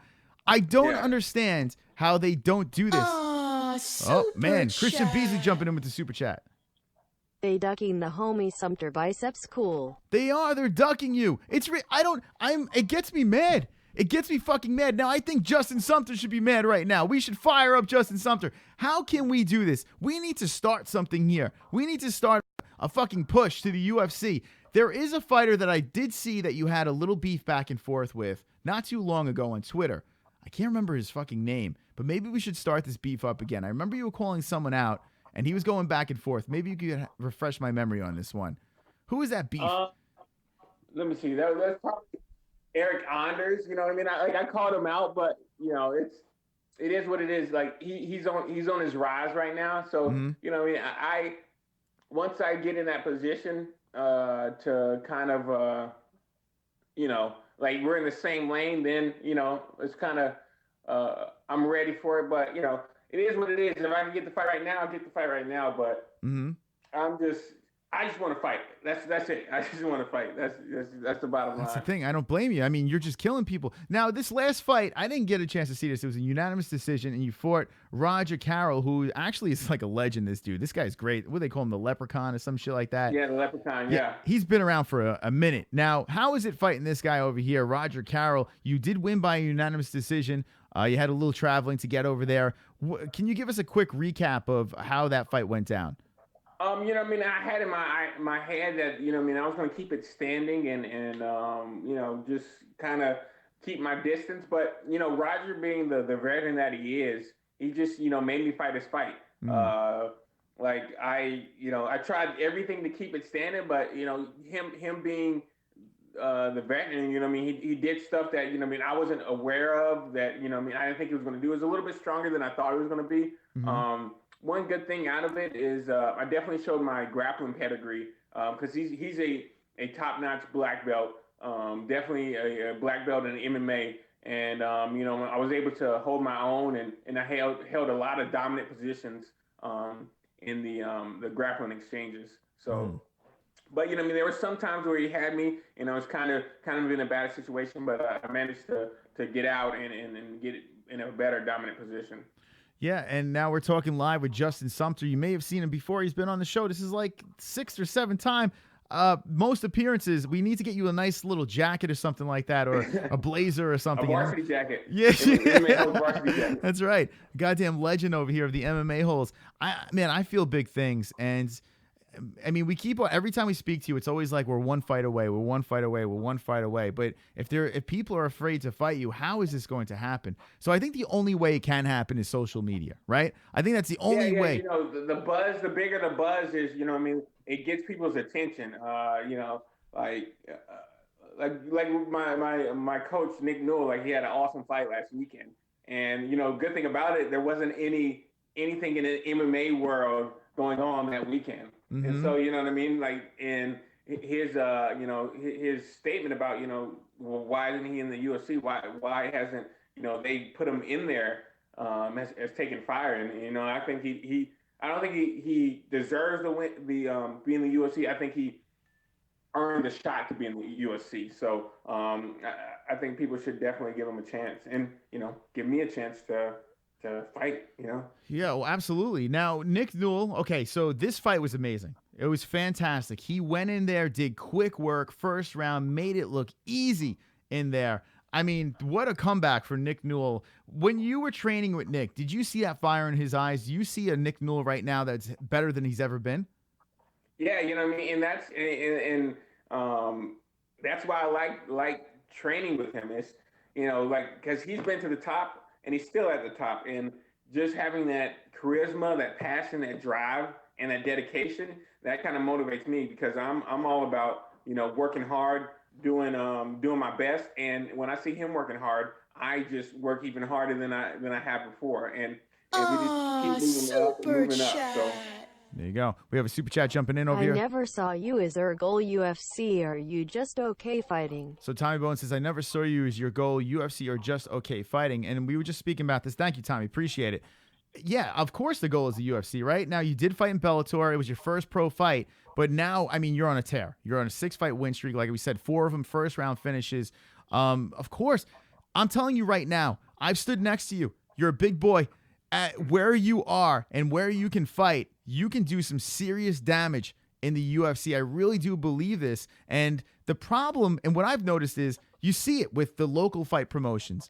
They kind of baby certain fighters. They give them the layup fights, and then boom, the next thing you know, they have the shot in the Contender Series, or Bellator, UFC. Yeah. You see it all the time. And for some reason, they're not doing this for you. I mean, it doesn't make any sense because you have legitimate skill on the ground, on your feet. You can win a fight any way. You have all the tools to win. You're a goddamn nice guy. I don't understand why it doesn't work this way. But then look at Nick Newell. Look at Nick Newell. The guy, I mean, yeah, he has one arm, but still, the guy's got the charisma. He's got the record. He's got everything. He's got the full package. What the fuck is the UFC doing? Show some respect to FAA. Justin, help me out here. Yeah, it's the good thing about it, the Contender Series is coming back in June. So, you know what I mean? My management, Top Game Management has put my name in there. But, you know, I'm just trying to get my, you know, because like once you get in the UFC, like it's a pay scale. So, you know, I mean, the more fights I have right now before I'm in the UFC, the better. Because, you know, I'm going to be fighting tough guys in the UFC. And, you know, I'd rather be getting paid more to fight tough guys than getting paid less. So, you know, right now with the whole Reebok deal, you know, like I think it's like 1 to like 6 or 7. It's like, I think it's like 2,500 or something like that. But, you know, I should be 7-1 now. If I get 2 fights before June, you know what I mean? I'll be 9-1. And, you know, either I'll be in the UFC or fighting the Contender Series later on during the summer. But, you know, I just need the fights. Like, literally, I just need the fights. Yeah. Well, and we're live talking with Justin the Fort Sumter, 6-1 pro fighter over here, and he won 6 in a row, guys. 6 in a row. This is what's... Super we got a super chat going over here. Beasley in the house. What weight do you walk around at before weight cut? Okay, here's a good question for the Fort. What weight do you walk around before a weight cut? We spoke about this before, but, you know, maybe you can help us out with this now. Yeah, like I usually walk around at like 212, and like that depends on like the time of year, all that stuff. Like if it's during the holidays, I'm gonna be a little bit heavier. But I try to stick around 205 to 200 right before I start camp. And when I go to the week before, I usually want to be around 195 to 190. So I only have between 10 and 5 pounds to cut of water weight. I usually can sweat that out, no problem. So, you know, I usually start my camp at 205, 210. 205, 210. So it seems like to be a nice, you have actually a nice smooth weight cut, and you're tall too. How tall are you? 6'2". So you're 6'2". Like if you actually go to my Instagram, I have a picture of I was standing in between Carl Robertson and David Branch. Okay. And those two are UFC middleweights. So definitely able to you know, just see how I stack up against the people in the UFC. You know what I mean? These are big guys in the UFC. Wait, is that Corey Anderson in the middle? Hold on, who is this over here? Yeah, that's Corey Anderson. Yeah, we're doing a training camp with them. The two guys, Carl Robertson and David Branch, they both have a stand-up fighters, long, lanky. So I match up good with them. So I'm helping them train, and I have my friend, the second white guy, not the white guy on the end, but the one closest to the inside. He's helping Corey. His name is Ray. He's helping Corey with his wrestling against because he's fighting what's his name? Patrick Cummings. Oh, so, is he really? Definitely stack up, you know. Can we talk? All those are big guys, and you know, I mean, I'm kind of like the biggest one. Yeah. Besides Teed over there, because he's the heavyweight. But well, Branch looked huge against Luke Rockhold. Branch looked really huge when he fought Luke Rockhold. He looked like a big dude, and it looks like you're just towering over him over here. Now, here's a question that all the fans want to know: Corey Anderson's nipples. What is up with Corey Anderson's nipples? They're very distracting. I don't know what it is. They're like Hershey's Kisses. I don't know. They're very puffy and stuff like that. What is the deal? Like, if you're rolling around, do they distract you, Corey Anderson's nipples? I really haven't looked at his nipples like that. But. Yeah, it seems like a great guy, and he's a really good fighter too. I mean, he's a dangerous dude, he's young. Real good, man. Like all the guys that train at Nick Catone's gym are awesome. You know what I mean? Like I was there last week. Not Frankie Edgar, but Edson Barboza, Eddie Alvarez were training. You got the guy, I forget his name, the Russian guy. You're gonna wrap one on one shoulder, you're gonna wrap the other on the other shoulder, and you're gonna Hold need on a one second, fucking Justin. army to come take them belts off me. All right, Vladimir's coming in. Nice to see you for the second time this week, Justin. Question. Are you worried about suffering any major injuries before you make it to the UFC? Okay, so there's a question. They're all saying that you look like Devin Clark. Listen, guys, not all black people look the same. For God fucking sakes, you racist fucks. All right, I settled that for you. Now, this is actually a good question over here. They want to know if you're worried about suffering a major injury before you hit the UFC. You're 28. Not really. You know what I mean? I've been injured pretty bad before. So, you know, like, I don't, you know, knock on wood, you know, that, you know, nothing happens. But, you know, I always train smart. And the key is to train smart. Because if you don't train smart, you're more likely to have mistakes and have problems happen. So, you know, my main goal right now is train smart, train hard, and just be prepared for that shot when I go in, you know?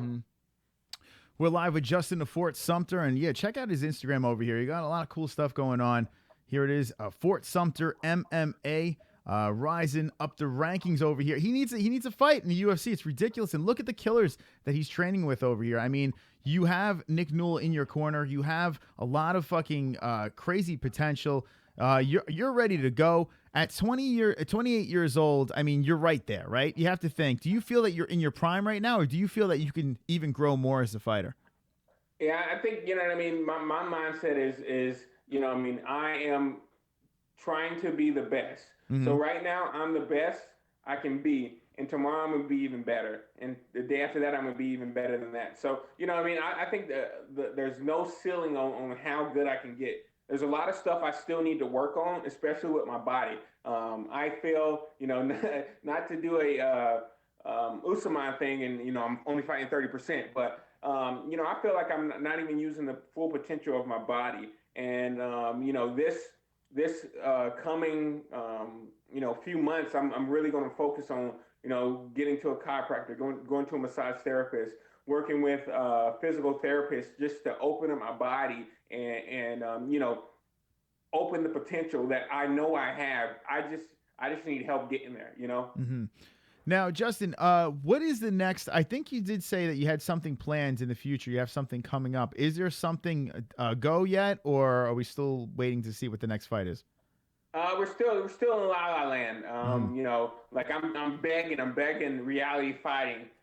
Everybody on here that's on here, shoot reality fighting a message and say, get Justin the Fort Sumter on that card. Yeah, we gotta make that happen. Because, you know, that's, you know, it's close. You know, I'm still in shape, good in shape, and I'm just I'm gonna be even better shape in May. I just need a fight, and that's the most recent one that they have. So definitely need to get on there. Yeah, I'm searching Twitter right now. That's what we need to do. We need to get on reality fighting on Twitter and just bombard them. Guys, make a post out there. Jessie Bell Hill. Roscoe. Oh, we got Roscoe here. Yeah. Roscoe hanging out with the holes. There we go. We got a guest. We got another guest over here. Special guest Roscoe on the MMA-Holes. Yeah, that's what we got to do on social media. Let's blast the shit out of reality fighting and get this going over here. A lot of stuff to talk about with what is coming up in your future. I mean, going around and fighting with all these superstars and stuff like that. FAA is rising. Your gym is growing, and headed by a guy like Nick Newell, it's got to give you guys a little extra push, right? When you see the leader of the gym, Nick Newell, make another push, drop the mic, and say, hey, get me to the UFC. And I saw just recently that Justin Gaethje just put out a tweet for Nick in his defense. So everyone's making a push. What do you think about Nick Newell with the UFC? Where do you think he stands within the UFC? Do you think he should be on the roster? I'm sure you do think that, but what do you think his chances are against some of these high-level UFC fighters? Yeah, I think like if you look at pure numbers, statistics, and you know, I mean, like you break the nitty gritty down, like percent landed and all this stuff, percent absorbed, and you put it up to the guys in the UFC. I'm telling you, he's if not better than the top 50 in the UFC in his weight class, and can hang with the top 15 in his weight class. So, you know, like, and I'm like, if he can do what he does to me, and he goes out there and, you know, does it easily to the other guys that he fights, like, you know, it's a no-brainer. You know, I think he definitely earned the spot in the UFC. You know, and like you have to let him show it. Like you can't say, oh, there might be, you know, I mean, he only has one arm, so there might be a problem. He's earned that ability to step in the cage and put that risk on and come out with a victory or come out with a loss. You know, like he lost to the only guy he lost to was number 5 in the world. Is number 5 in the world right now. Yep. And Justin Gaethje fights the same way. He fights the same way. So if he fights the same way and he's number 5 in the world right now, he beat Nick. That was the only person that beat Nick. You know, why not? There's 45 other people behind Justin Gaethje that, you know, what to say, how does Nick match up? You don't know because he's not in the UFC. Does he get offended that a guy like CM Punk gets a shot and makes a pro debut? And I think he was on the main card in his pro debut. I don't even remember, but CM Punk on a pay-per-view. And granted, yes, he is a name, he is a celebrity, blah, blah, blah. But I mean, is it insulting to Nick Newell to see that this guy, CM Punk, gets a shot who's not even a fighter, and you got an established fucking MMA fighter here that can't even try to get a shot? How insulting would that be?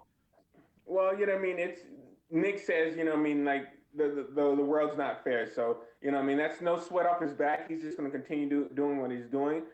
He knows where he should be. And, you know, he's just going to, you know, go with his head down and continue to do what he's doing. You know, fight the fight that he needs to fight. And it's kind of, you know, really it's in the UFC's hand.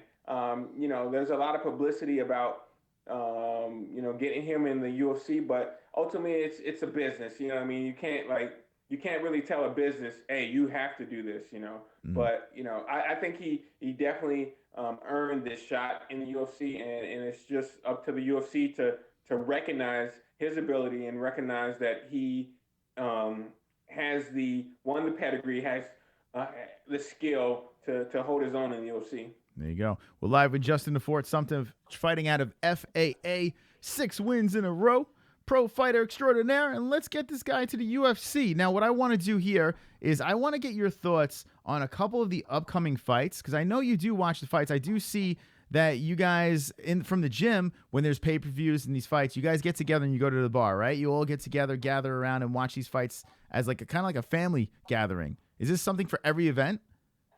Yeah, for the most part, you know what I mean? Like if it's a big card and we definitely try to meet up and you know, I mean, just enjoy each other's company and hang out. And I think that builds the network of the team and we kind of get closer. And, you know, we kind of shoot the shit and joke with each other and stuff like that. Well, there you go. I see Tommy Bones jumping in with a super chat over here. Malky, who's that, the agent? If I'm not mistaken, he says he has 2%. He has 60% of the roster over there. So Tommy Bones is saying hook up with Malky. Super chat. I think he's an agent or something. I don't even know. Who the fuck's Malky? Hook up with Malky. He seems to have 60% of the roster. I guess so. I don't even know. Anyway, thank you, Tommy Bones. I think Malky is one of the agents or something like that. I'm not fucking sure. Do you know who Malky is? I think when I think Malky, I think Perfect Strangers, Balky Bartakamis. That's the closest thing I could think of Malky. Anyway, I don't know. So there is a fight this weekend, and what I want to do is I want to just get your thoughts on a couple of the fights coming up for the UFC. WERDUM versus VOLKOV is the main event for UFC London this weekend. Everyone knows who WERDUM is, and VOLKOV is rising up the charts. Guy's on like a 4-fight win streak. Scary fight for WERDUM. But what do you think about this? WERDUM, the Russian versus the Brazilian. Any thoughts on this fight? Who do you think has got this one? Well, I think, and this is definitely a fight for Verdum to lose. Volkov is a up and coming fighter. He has really good strikes, really good elbows. The main problem for him I see is the keeping the distance, because definitely, if you can see, like, he has 3 inches. Well, actually, he has 3 inches in his reach, and he's definitely going to want to keep his range and throw a lot of kicks. But with Verdum, if he catches a kick, he takes you to the ground, and that's you're swimming in with a shark. So it's definitely a tough one to call. But you know what I mean. I my hands are on Volkov, because as we know, Verdum has not a glass chin, but he's susceptible to getting rocked real quick, real early, depending on how he steps in the fight. So looks like you have I a go lot with of Volkov. A lot of people are agreeing in the chat. They like Vulcan in this fight as well. Big fight for him over here. And now we have this mega card. We had Devin Clark on, who's on this card as well, and I'm looking forward to his fight. But I mean, this card is stacked. And what I'm just going to ask you with the two champs here. There's a lot of stuff to talk about in this card, but I want to go first of all. Let's start off with Rose versus Joanna. This is the rematch. Joanna's got something to prove here. I mean, man, that hurt. That fucking first fight hurt. And now Rose is on top with the belt, fighting back in New York, but Brooklyn. Little change of scenery over here. Do you think Joanna has a chance of stripping that belt back, or do you think that Rose is going to hold on to the strap? Well, you know what I mean.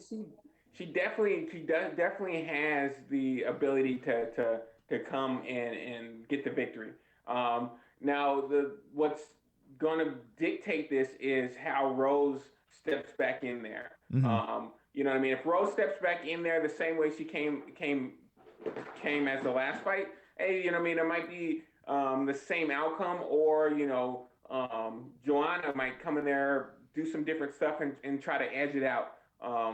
But I really think Rose is going to throw takedowns in there. She's going to stand, you know what I mean, get her distance, and what I think Joanna's going to do, she's going to come forward, and Rose is going to go under and shoot and put her on her back. Because people forget Rose is an excellent submission artist. But, you know, I mean, the goal with Joanna, you can't let her get her rhythm. Once she has her rhythm, it becomes, cat and mouse. And she's kind of the cat, and you're the mouse. You're trying to get away. You're trying to set your stuff up, and she's not letting you. So definitely, I think Rose definitely can maintain being the title. So there you go, Rose for the win. Okay, so now I do want to touch with this, do a little this. Here we go. Khabib versus Tony Ferguson. Crazy fight over here. 155-pound championship fight. I'm pumped up for this one. Now, I'm really curious to hear what you think on this fight over here. Oh, man. This is like, I don't really know. You know, like, this is, I just hope for a really good fight. Khabib definitely has the grappling pedigree to take anybody and hold him down and beat the crap out of him. On the other hand, you have Tony. Tony is a fluid guy. Like, his movements are fluid. His fighting is fluid, and so being able to go with the flow, I think it's probably going to be really difficult with this fight. So this is a pick 'em fight. Like, I just can't really pick any of them, and I just want to see a good fight out of this one. Yeah, how tough is it, right? I was looking at this thing, and I'm going back and forth. When they first were supposed to fight, I'm just like, fuck it, I'm just going to go with Tony on this one. But, like, either answer is right. You know what I mean? You got two savages here. It's whoever's the best man when they step, whoever has their hand raised at the end of the fight is going to win. So, but one to look after, I know you guys had Clark on, but my boy, Mike Rodriguez. Okay, all right. He's a real good friend of mine, and I'll never forget. Like, we're twins, as they say. I had a fight, and he had a fight the same day. And like, I was walking out, and they were like, "Oh man, cool fight, man. That was awesome. That's awesome." And I was like, "Oh, thanks." And it's like, "Oh, no, not you. It's the other guy." And I was like, "Oh, so we look alike." And so that's That's my MMA twin. There you go. Well, and when Devin came on, he says he has bitch tits. I couldn't believe it. Now we know you don't have bitch tits, but he says that Michael Rodriguez has bitch tits. So I was like, oh my goodness. He lost a lot of weight, so I mean that kind of comes with the body, but definitely a good fighter. I wouldn't sleep on him, Devin. Yeah, well, I tell you what. I think that could be a case for fight of the night. There's something about that fight that I really like. Devin has something to prove off of that last loss. I think it's going to be a fun one. And then you got this kid off the Contender Series with a first-round knockout. I mean, we might see some fireworks in this fight. I'm pumped up. So Michael Rodriguez versus Devin Clark. It was a flying knee. He ended his fight with a flying knee. Yeah. So. That's crazy. Yeah, that's going to be a good one. Don't sleep. This whole card is banging. I mean, we could probably talk about this card all day, but we are live with Justin the Fort Sumter, and what I want to do is I want to take some phone calls. Let's see what these lunatics have to say. Guys, here's your chance to talk to the Fort. Justin Sumter, friend of the MMA-Holes, has been an MMA-Hole from seriously like the beginning. We've only been on for a year and a half, and Justin's been around, and much respect to Justin. I've seen him fight live. He is fun to watch. His next fight, if you're in the area, you must watch Justin fight. I have to say, it's must-see TV over there.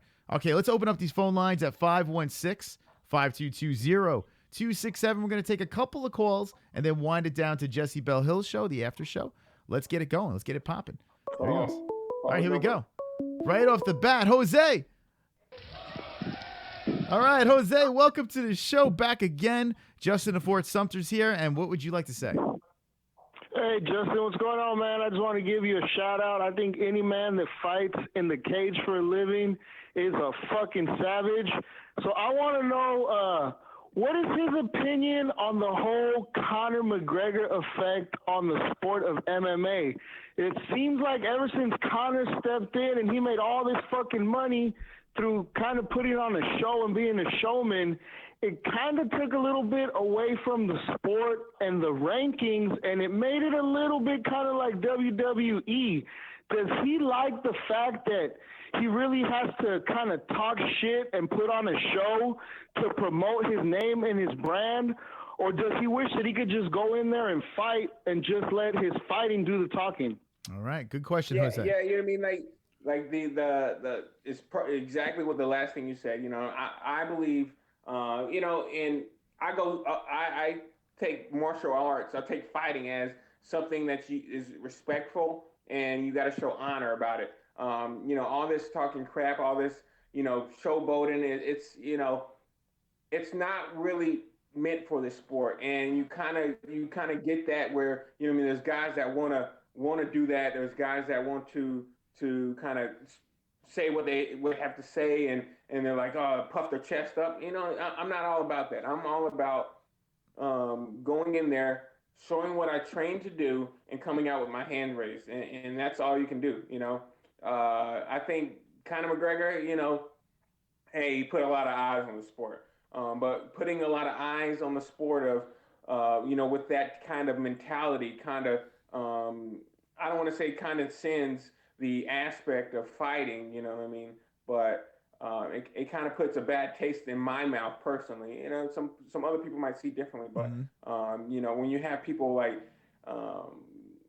being mean to each other, getting in each other's face, talking down on each other, it's not about that. It's about, you guys kind of worked your heart, yourself almost to death, and stepping in there and putting your life on the line. You know what I mean? It's not about talking shit to each other. It's about going in there and showing your skill and painting a picture on that canvas. So it is crazy. Good question, Jose. It is crazy that Conor McGregor, ever since he came in, it flipped everything upside down, and now everyone else decided, okay, well, this is the recipe. And then the UFC with the new ownership, they went overboard, and then Conor's gone. Right? Conor vanishes. And now the UFC's like, well, now what the fuck do we do? So they put together these weird, bizarre fights, this fake trash talking. It is weird. Like the whole effect from Conor, the ripple effect that happened afterwards, it's weird. And now everyone feels forced. I hope that we see some new characters rise, purer people that can talk trash, but do it in a different way. Like, look at Colby Covington. We asked Devin Clark about this. He loathes Colby Covington, and I think this guy has taken it to even another level of cringe. What do you think about Colby Covington? Like, hey, he said the right thing at the right time, and those type of people, they think any publicity is good publicity. Mm-hmm. So, you know what I mean? He doesn't care that people hate him. You know, he's still going to say whatever he wants. Mm-hmm.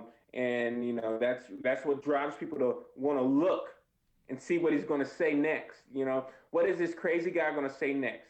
And that's why he has, like, you know, over like 15,000 followers, because people are like, oh, I can't wait to see what he says next. Oh, you shouldn't say that. But secretly behind closed doors are like, oh, that's funny, you know? Mm-hmm. So it's, you know, to each his own, but, you know, he's, you know what I mean? I'm not a fan. I would say I'm not a fan. I'm with you on that one. Now, Darth Bane in the chat was asking where you fight out of. I mean, you fought out of Premier, CES, Bellator. You've been all over the place, really. And you're collecting 6 wins in a row. 4 out of the 6 are finishes in the first round. I mean, we have a serious contender over here. I'm going to open the phone lines back up. We're going to take a couple more calls. Get in your calls quick with Justin of Fort Sumter. There you go. There you got it. 516-522-0267. Let's see what you got on your minds. Let me know what the Fort thinks. Thank you for 91 likes. We got about 65, 70 people watching. Good shit over here on the MMA-Holes. The community has grown exponentially. Every time you come on, we grow and grow and grow, and we need to get the Fort going, man. Enough's enough. I want to see him in the UFC in the worst way. This is ridiculous. I hear the Reebok deal is winding down. Oh, and before we go over there, let's see what we got over here. 309. You are live with the MMA-Holes. What's your name and what's on your nigger? Oh, there we go. Okay, I just had a feeling. I had a feeling that call was gonna be the guy. 516-522-00. They got Devin, the same fucking idiot. I gotta write the number down. Hold on a second. 309. Devin. Justin, what do you think about this? I mean, this is ridiculous. Like, now we let a lot of shit go over here. It gets a little retarded, and then they drop N-bombs and do stupid shit like that. Now, Justin, I need to know your thoughts. We asked Devin about this, and he just kind of was like, it is what it is. What do you think about these idiots calling up and saying this stupid shit? You know what I mean? It is what it is. Like for a person to want to do that, you know what I mean? You got to think there's something wrong with them. You know, like there's literally, because like, why would you want to do that? You know, it's ridiculous. You know, and you can't really, like, I can't really explain it. You know, I don't really know. Hey, they might be going through a problem and they want to put it off on somebody else and make me feel bad, but they won't make me feel bad. Like, for instance, I'll tell you about this one situation when I fought for Cage Titans and where was Cage Titans? Hey, where was Cage Titans at? Where I got pulled the gun on? Jesus. Plymouth. Oh, okay. So like we were hanging out, like I fought, and so we were going out and we were walking on the street, and so I saw these 2 guys, and my friend, there was a girl walking up the street, maybe like 50 yards away from these guys. So to me, that looked like she was just walking by herself, you know, 50 feet away from my guys. You know what I mean? Obviously, they're not with her, right?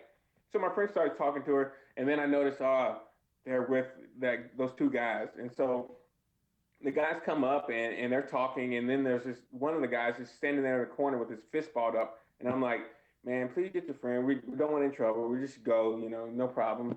And so then, you know, he just starts, you know, mouthing off. And as we're walking away, he just starts yelling the N-word. And he's like, white power. And I'm like, cool, man. That's really cool. Why do you want to do that? That's cool. And so then we go walk around and, like, about it, you know, like nothing, you know, sweat off the bat. And then I see this truck pull up, and I'm like, you know, I'm like, what? This truck's driving pretty slow. So I look, and it's the guy. He comes out the car, and he pulls out a gun, and he's like, so you guys want to talk trash now? And I'm like, man, you know, it's not even worth it. You know, I mean, like, what happened back there is over. You know, I don't even care about it. Obviously, you do. And like, so he's waving the gun around, and obviously, if someone's waving a gun around, they're probably not going to shoot you, because people that try to shoot people, they usually shoot them as soon as they pull the gun out. You know, and then the last thing he says, he's like, one thing you got to know, I'm not racist. And I'm like, as he said, cool, that's really cool. You know, so, you know, that stuff, it doesn't bother me. I grew up in Georgia, and Ever since I was little, you know what I mean? I knew that like there's gonna be people like that, and you know those people have a problem, not my problem. So you know. Yeah, it's crazy. It really is crazy. We don't have phone screeners over here, so it gets through. It gets through. It's something nothing we can do about because we promote idiocy, but it gets stupid. Like after a while, it's like, all right, the joke's over, guys. You know, enough's enough. Yeah. But he got his in. All right, if you guys want to get one more call in with Justin Sumter, it's 516-522-0267. Like I said, 6-1, 6-fight win streak, 4 finishes. My man is about to kill it. I spoke to Luis Serrano. He has some really cool news. I'm hoping that everything, you know, we can talk about this, but real cool news about a big organization. Might do something in New York, and I'm dying to talk about it. Maybe we can get you on that card, Justin. I'm not sure if you heard about this thing, but it's a big. Would you fight in New York? Yeah, I fight in New York. You know? Yeah. I fight anywhere in New England right now. Yeah. So. Let's fucking do it. Let's do it. All right. So, here we go. Last call over here. Oh, no, this is this fucking idiot again. Hold on. 749. I'm not going to dox the rest of it, but I should. All right. Hanging up on that dude. All right. One more call. 516-522-0267. Get in on the lines. What the fuck? Ask Justin a question. Let me know what your thoughts on UFC 223, which we will be doing a meetup, Justin. If you want to, if you're bored, April 6th, got nothing better to do. We'll be in Brooklyn. We're going to be giving out T-shirts. Jessie Bell Hill's going to be there. Pure Evil MMA. There's going to be other people there. It'll be a lot of fun. So, Justin, if you're not doing nothing, we can fucking throw back a couple of brewskis if you're around. Yeah. That'll be good. What are you doing for UFC 223? Any plans? Where are you going to be watching UFC 223? 223. Khabib, Tony. I don't know. Maybe the Orange Ale House, because that's where we usually watch them. Mm-hmm. We might do something at the house. It just depends what everyone's feeling like. Yeah. Well, I mean, I see every time you guys do something, it's like it's always at a bar. It's always getting together and stuff like that. Nick usually goes with you guys too. Does he take the crew? Does he flip the bill? Or does he split it up? How's this work? Everyone pays for themselves. Oh, that's bullshit. God damn it, Nick. Stop being a cheap fuck. For God's sakes, making all that FAA money. All right, here we go. Last call of the night. 503, you're live with the MMA-Holes and Justin Sumter. What's your name and what's on your mind, my man? Hey, Chris, is NH. Oh, my woman, I should say. NH. All right, so here we go. Yeah, I just called you a man, Ann. Sorry. My Ann. I said my Ann instead of my man. All right, NH is a great MMA hole, best friend of the show over here. And what would you like to say to Justin DeFort Sumter? I think he's great. I don't know why the UFC won't call him. I just don't understand it. I mean, he's doing really good. Look at his record. It's true. I mean, gee, come on. And if Mike wasn't in the picture, would you have sex with Justin DeFort Sumter? Be honest. Oh my God. Be honest. Missionary position. Justin climbs in between them legs. No. Oh my God. Okay, let me stop it. Relax. Ann, settle down, Ann. Jesus Christ. We're with a professional athlete here. All right, Ann. So so you think he should be in the UFC, you're saying?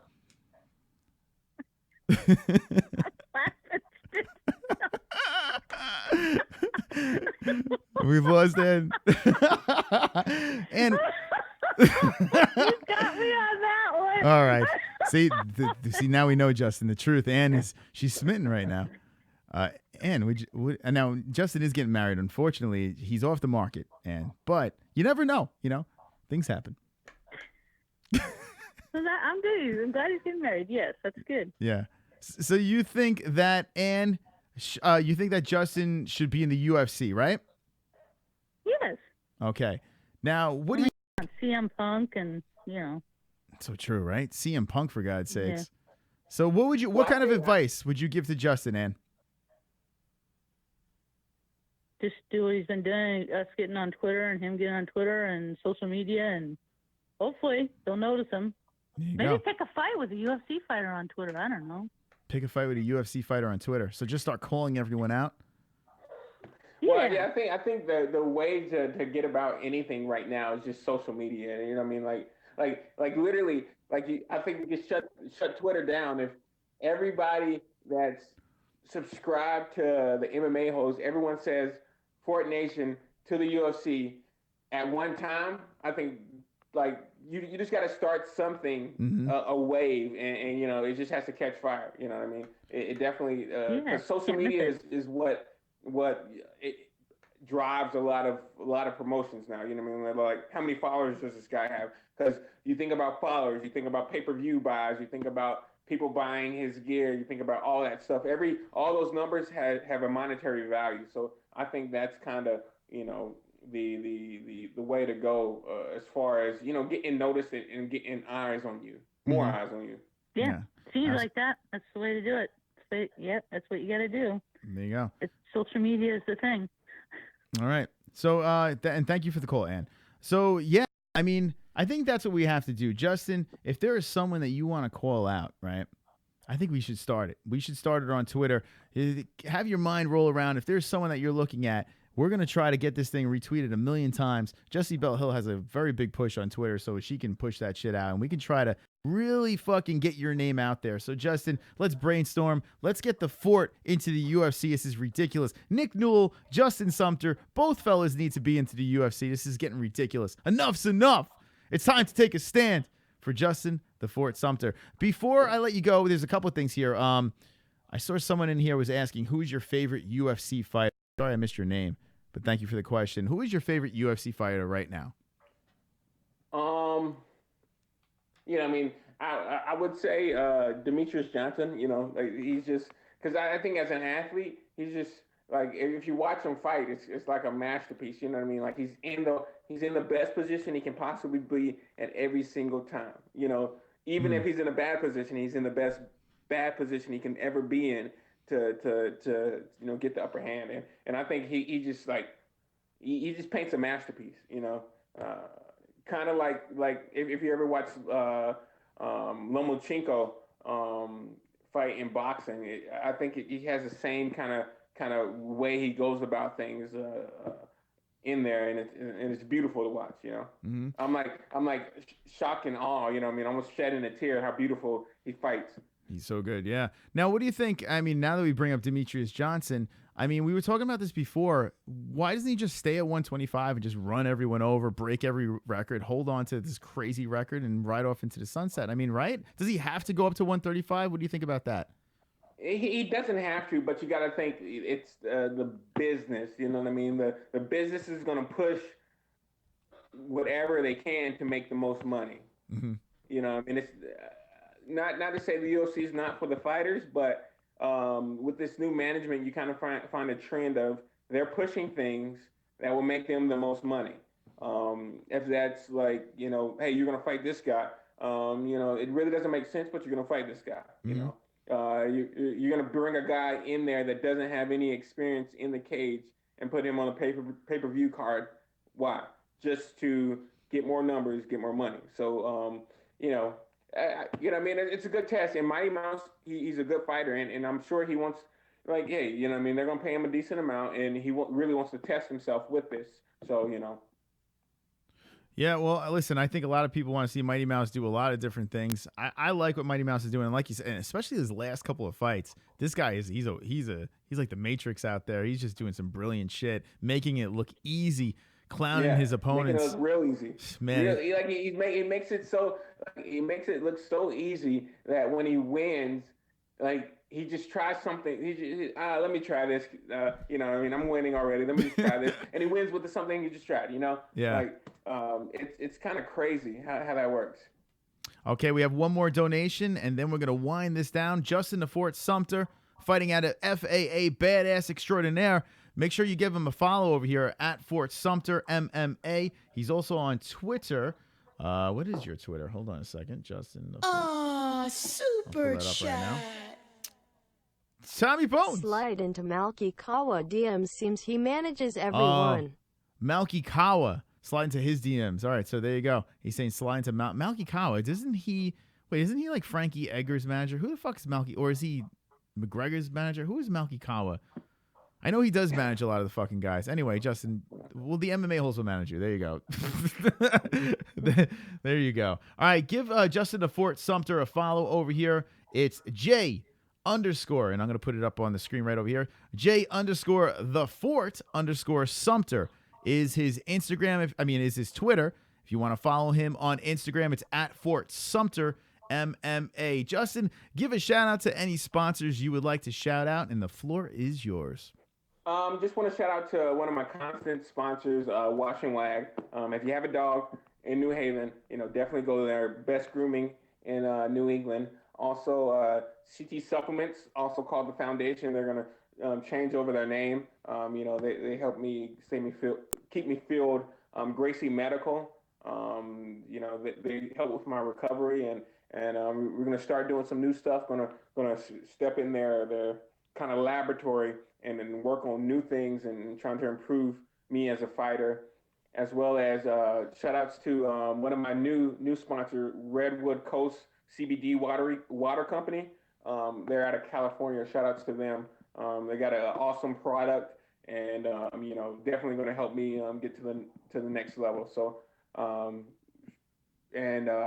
out to all you guys, all the MMA-Holes, that support me, even the ones that play jokes and say bad things. Yeah. You guys are still fans too, so you're tuning in. So shout outs to you guys as well. So I appreciate everything. Appreciate you, Chris. Being the first guy on MMA-Holes and seeing the progress that you made is pretty awesome. So.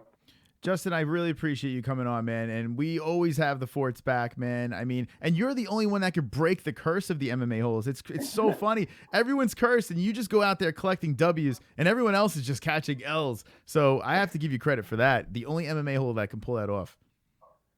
Thank you. That's good stuff. All right, Justin, anytime you want to come back, you're always welcome. Let us know. And as soon as news breaks what your next fight is, let us know. And also on social media, we're going to keep an eye out. If there's something you want to push, make sure you give me a tag, and we'll just we'll pump it out. We'll definitely push it. All right. Thank you, Justin. Definitely. We'll see you next time, man. Hey, and Jessie, we can schedule something. It's a little late because I have to go to bed. I have to get up early to go work out. But definitely, what are your times? What's the time? Jessie does on Mondays. She's on at 9. This Monday she got bumped because Nick Newell. By the way, now Nick said yes to coming on. You need to talk to this man. He said it in a weird way. I didn't dox him. I didn't show the MMA-Holes. We'll talk about it on Monday. But he better come on. He better not fucking leave me hanging. I think he's gonna come on. I think he is. I don't know if you've spoken to him, but Nick Newell, don't be a prick. Come on the MMA-Holes. We love you. We're fans. We're big fans. By the way, fun story. I met Nick in 2015, and I was completely starstruck in Boston. I met him for the McGregor-Seaver fight. I was like dumbfounded. I was like, oh my God, it's Nick Newell. I took a picture with them. Big fan of the guy. But yeah, if you see Nick, say, hey, listen, you better come on Monday. Don't be a prick. Definitely will. Pass the word. All right. Yeah, so Jessie's on usually 9 p.m. on Monday nights, 10:30 on Wednesdays, and then we do a Fuko Fridays on Friday nights where we both do a stream. So your best bet is probably Monday night. Monday night might be the best bet at 9 p.m. She goes on there. If you can come on, I'm not sure if that works. All right, scratch me in, Jessie. I'll be there 9 o'clock. There you go. All right, Jessie. Make it happen, Jessie. All right, Justin, thank you so much, and we'll talk to you soon. All right, peace out. All right. There he goes, Justin the Fort Sumter. Go check him out on Twitter. J_the Fort, THAFORT, Sumter. I'm telling you guys, _Sumter. This guy, he's a badass, man. Not because he's just an MMA hole, but Justin Sumter, he trains with Nick Newell, FAA over there, man. They did doing some work. Both of these guys should be in the UFC. That's what I'm fucking saying. What do you guys think in the chat? Do you want to see Justin the Fort Sumter in the UFC? Hit me with the ones in the chat right now. Now, ladies and gentlemen, boys and girls, subscribe to Jessie Bell Hill. Go give her a sub because Jessie's about to rock out with her clit out on the MMA-Holes after show tonight. It's going to start right now, so make sure you do that. I'm going to take a couple of comments from the chat. Thank you for dropping the N-bomb. I do appreciate that. That's great. And let's see what this Statisticals is doing over here. Remember, this weekend is Fight Buddies for UFC London. That's right, UFC London. VOLKOV versus WERDUM is going down. A fun card, interesting card. And we will be covering that this weekend, doing a live reaction. So give us a sub. Don't be a dick. Michael Anzalone says, yes, put him in the UFC. Drunk Savage, Glenn Allen.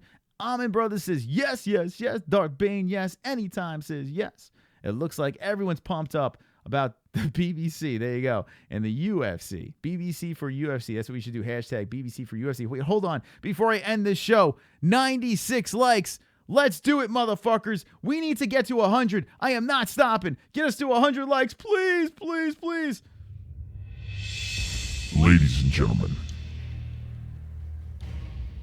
we need to get to 100 likes. And I can't do it without you guys. Hold up!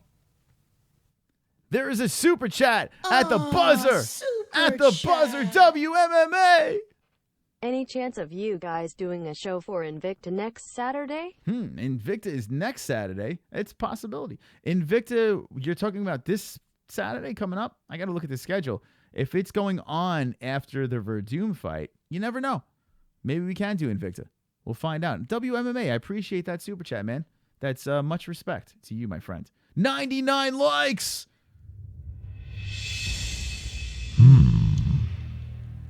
99 likes.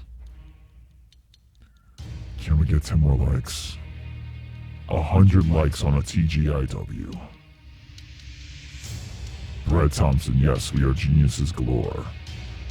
I'm so hard and horny. Fat. I'm fapping. Get to 900. 900. Wonderful. Get to 100, not 900. Let's try that again. My bad, I made a boo-boo. We want 100 likes! Let's go!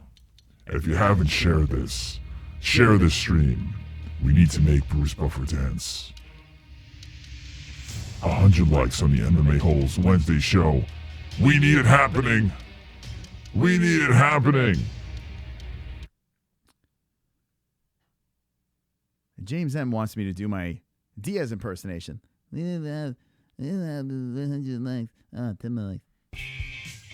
10 more likes. We did it. 100 likes. The MMA-Holes pulled through as usual. Everyone fap in the chat. 10 more likes. I've got. Yes. Fuck you. Dislikes. I've got 10 more likes.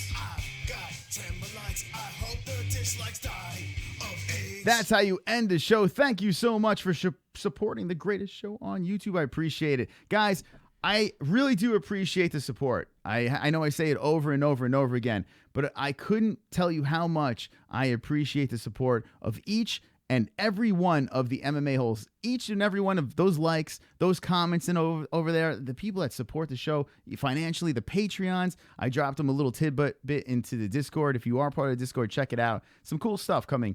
And look at this. Jose. No need for words. No need for words. All right, so the Invicta card is on the 24th. Abba Zaba. It looks, hold on, let me look at the schedule. And I'm running over time. Jesse, I apologize. We will be going offline shortly. The 24th is, hold on a second. Well, fuck. I might be out that night. We'll see. I'll let you guys know. I'll let you guys know for that Invicta event. Okay, so this is what I want to do. I just want to end this on a quick, serious note. Even though I joke around here and we have a lot of fun and stuff like that, I do want to end this on a serious note. I went to a wake, and it was interesting. My friend's father passed, and it's sad. You know, when anyone's parent dies, mother, father, or aunt or uncle, or anyone loses a loved one, it's a sad occasion. He's a very good friend of mine. And he's been on the show before. I'm not going to say who it is. I'm just going to say he's been on the show before. And a very close friend of mine. I was in his wedding party. He was in mine. My heart goes out to the family. So out of respect, I know we usually end this show a certain way. And I do the don't be an a-hole and all that stuff. I'm going to end it like this. I want to end it with a quick moment of silence. And I want to have respect from the MMA-Holes. I just want you guys to just kind of bow your heads. And if you guys went through something where you lost a loved one, you know, this goes out to you as well. When you lose a family member or a close friend or someone that just means something or impacted your life, it changes your life. And you have to think about all the good times that you had with this person. So here's the deal, MMA-Holes. As we take you into Jessie's after show, and she's going to lighten the mood, make sure you subscribe to Jessie. We're going to do a quick moment of silence, and I'm going to shut this stream down. Thank you so much for watching. My respect goes to the families of the lost people out there. And this one goes out to Mr. G. He's a good friend, and may he rest in peace. I'll see you guys on Friday.